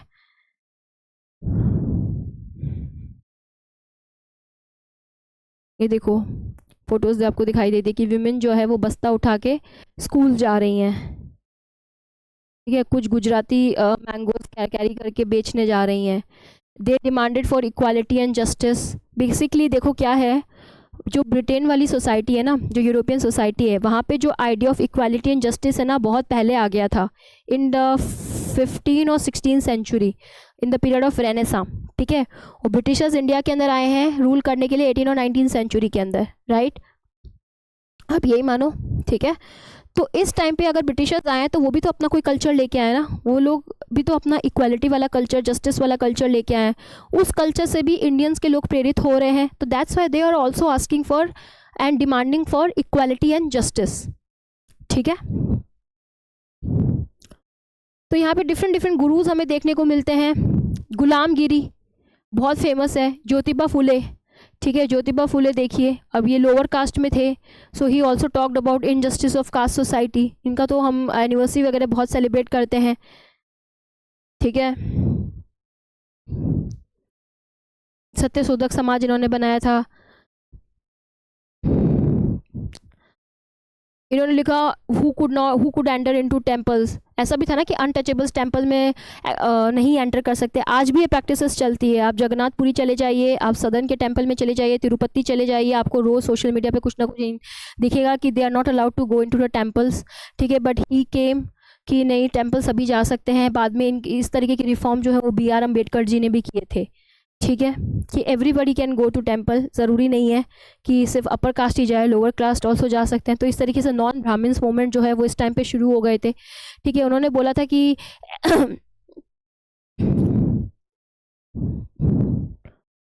EV रामास्वामी नायकर ने चालू किया था, ठीक है। उन्होंने बोला कि ये क्या है कि कुछ लोग ऐसे आर्ग्यू करते हैं कि ब्राह्मण्स जो है आर्यव्रत हैं, सो क्या हो गया, हम भी इसी सोसाइटी के पार्ट हैं, हमसे ऐसा बर्ताव क्यों किया जा रहा है। तो इस तरीके की मूवमेंट जो है नॉन ब्राह्मण मूवमेंट वो रामास्वामी नायकर ने चालू किए पेरियार के अंदर, ठीक है। तो उन्होंने बोला कि संस्कृत की जो स्क्रिप्चर्स है वो अनटचेबल्स को भी पढ़ने का पूरा अधिकार है। तो वेदास जो है वो अनटचेबल्स भी पढ़ सकते हैं। I already explain you ancient India के अंदर की जो प्रोफेशन होते थे, वर्णा सिस्टम होते थे, जो लोअर वर्णा होते थे उनको राइट नहीं था कि वो वेदास पढ़ें, टेक्स्ट पढ़े, पुराणास पढ़े।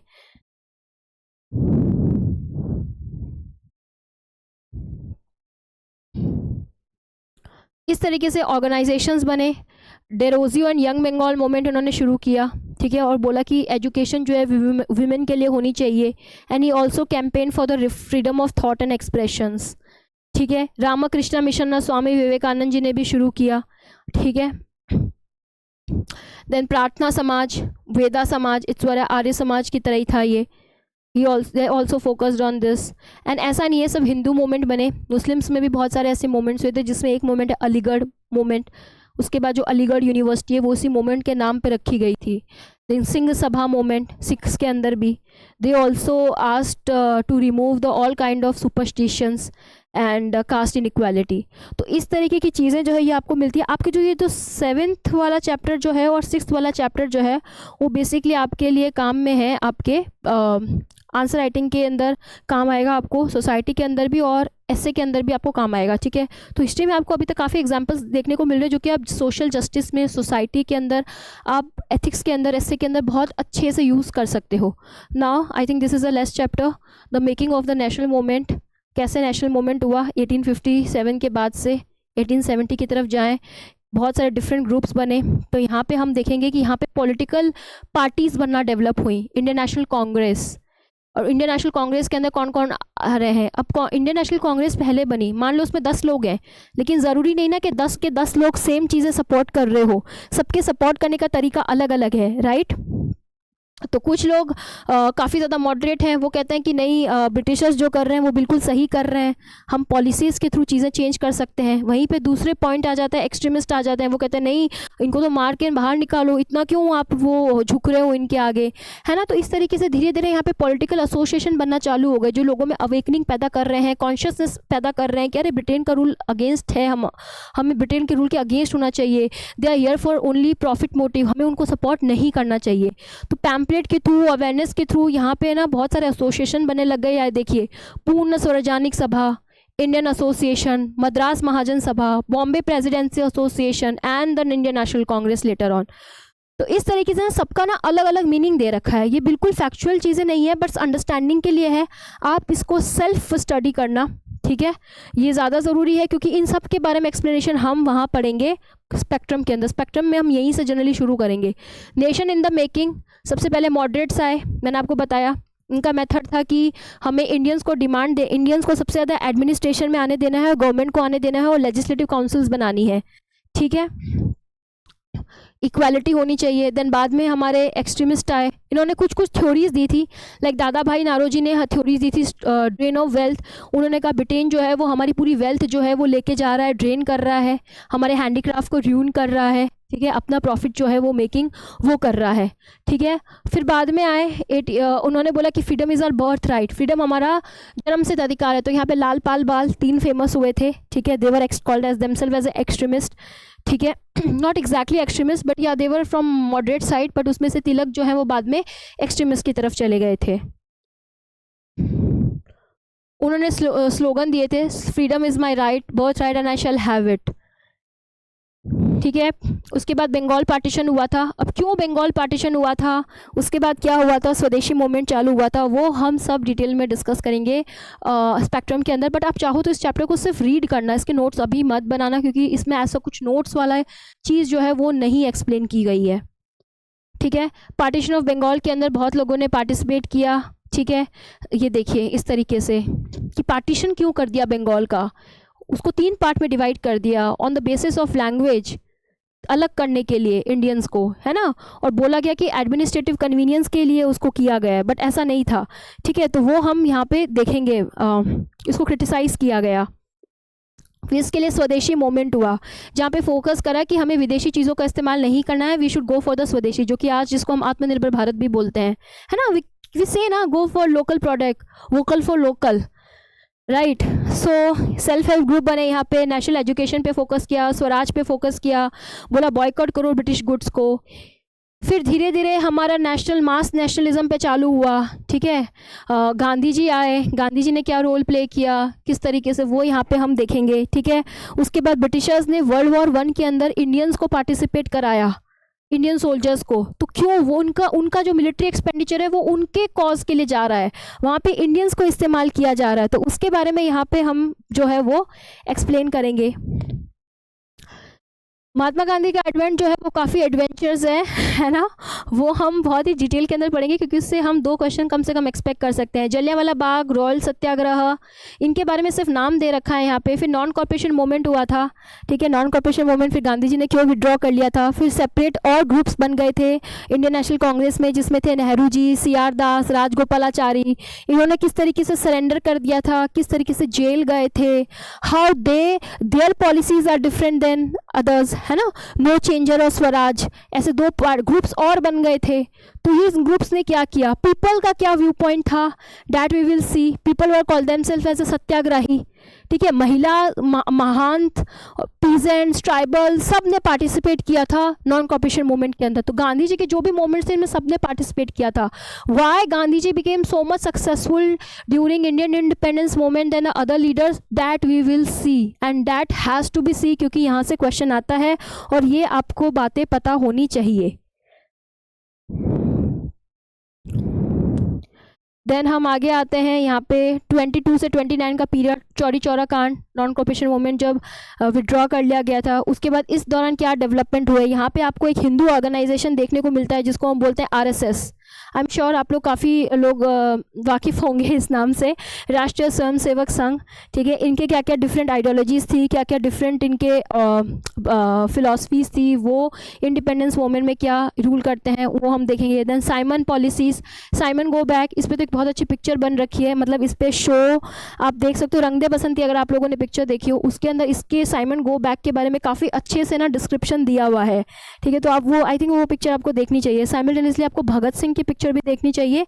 3 भगत सिंह की पिक्चर बनी है, एक देख लीजिए सफिशिएंट है। भगत सिंह का रोल यहाँ पे आपको देखने को मिलेगा। ठीक है, विजनरी लीडर भगत सिंह, राजगुरु, सुखदेव, है ना। Why their policies were different, क्यों इन्होंने बॉम्ब वगैरह फोड़ा, क्या रीज़न था, ऐसा सडनली क्या हो गया कि इन्होंने बॉम्ब असेंबली के अंदर फोड़ा, है ना, और वाइसरॉयज वगैरह को उड़ा दिया।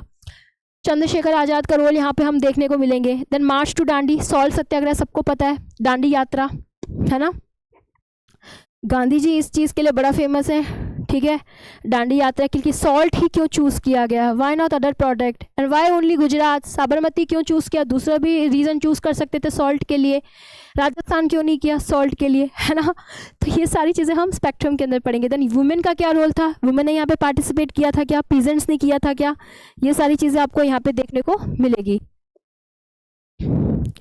Then afterwards obviously one of the favourite, Subhash Chandra Bose, बहुत ही इम्पॉर्टेंट रोल प्ले किया था, इतना इम्पॉर्टेंट रोल प्ले किया था कि आज तक, है ना, मिस्ट्री बनी हुई है इनकी डेथ के बारे में भी। ठीक है, बहुत इंपॉर्टेंट रोल प्ले किया था। जो भी इंडियन मिलिट्री उस टाइम पे स्ट्रांग हुई थी और ब्रिटिशर्स को जो सामना करना पड़ा था हार का वर्ल्ड वॉर 2 के अंदर वर्ल्ड लेवल पे, तो वो हम यहाँ पे देखने को मिलेगा कि किस तरीके से उन्होंने, सुभाष चंद्र बोस ने यहाँ पे इंडियन इंडिपेंडेंस में रोल प्ले किया। ठीक है, क्विट इंडिया मूवमेंट, हाँ आप लोग तो सुनते होंगे ना, यूपीएससी एक आग का दरिया है जिसमें या तो मर जाओ या मार दो, डू और डाई, या तो कर लो या मर जाओ, करो और मरो। तो ये करो और मरो का नारा जो है वो यहाँ दिया गया था। ठीक है, डू एंड डाई नहीं, इट्स डू और डाई। ठीक है, तो क्विट इंडिया मूवमेंट जो है वो हम यहाँ पे देखेंगे। ठीक है, गांधी जी ने यहाँ पे बोला कि देखो या तो अभी कर जाओ, मूवमेंट अच्छा कर दो, नहीं तो मर जाओ देश की आज़ादी के लिए। ठीक है, फिर obviously one of the saddest story of our all life, आप जितनी भी पुरानी पिक्चर देखते हो, अभी भी देखते हो, ये सबसे सैडेस्ट स्टोरी है जिसको हम आज भी फेस करें, that is a partition of India and Pakistan. ठीक है, पार्टीशन हो गया था, किस एक्ट के थ्रू हुआ था, एंड सडनली पाकिस्तान की डिमांड कहाँ से आ गई, एक नेशन को अलग कैसे कर दिया गया, ऐसे कौन लोग थे जो पाकिस्तान की तरफ चले गए और कौन लोग थे जो इंडिया में रह गए थे, ये तो अभी भी डिबेट का कारण है। ठीक है, तो ये हम यहीं पे हम जो है वो हमारी मॉडर्न हिस्ट्री जो है सिलेबस की वो ख़त्म होती है after the partition of India and Pakistan. ठीक है, ये सैडेस्ट रियलिटी तो आप मैचेस के अंदर, गानों के अंदर, सबके अंदर, मूवीज़ के अंदर देखते ही हो। फिर जनरल इलेक्शंस हुए, जनरल इलेक्शंस के बाद इंडिया जो है वो इंडिपेंडेंट हो गया, और किस तरीके से इंडिपेंडेंट है वो तो हम आज देखते ही हैं। ठीक है, इसके बाद आती है आपकी पोस्ट इंडिपेंडेंस, जो कि हम श्योरली डिस्कस करेंगे। और आई थिंक यहाँ तक आपको एक ना बेस बन गया होगा आपका कि कैसे हम एंशिएंट की तरफ जाएंगे, कैसे हम मिडेवल की तरफ जाएंगे और कैसे हम मॉडर्न की तरफ जाएंगे। ये बेस जो है ये बनना बहुत ज़रूरी है। ठीक है, अगर ये बेस बन गया है तो हम आगे स्टैंडर्ड बुक्स की तरफ जो है वो काफ़ी अच्छे से जा सकते हैं। आई होप आप लोगों को समझ पा रहे हो। हिंदी मीडियम वाले बिल्कुल भी परेशान मत होइए, आप लोग बहुत अच्छे से इसको समझ सकते हो, क्योंकि मेरी जो लैंग्वेज है वो बाइलिंगुअल है, but most of the time ये हिंदी की तरफ ज़्यादा है। ठीक है, ताकि आप लोग जो हैं वो परेशान ना हो और इससे अच्छा ग्रैस्प जो है वो आप कर सकते हो। ठीक है, अब आज हमारी 8th क्लास की एनसीईआरटी ख़त्म हुई, अब हम मिलते हैं 9th क्लास के एनसीईआरटी के साथ। टिल देन आप इसको रिवाइज़ कीजिए, पुराने जो लेक्चर्स है उनको देखते रहिए। मिलते हैं नेक्स्ट क्लास में, till then bye bye, take care.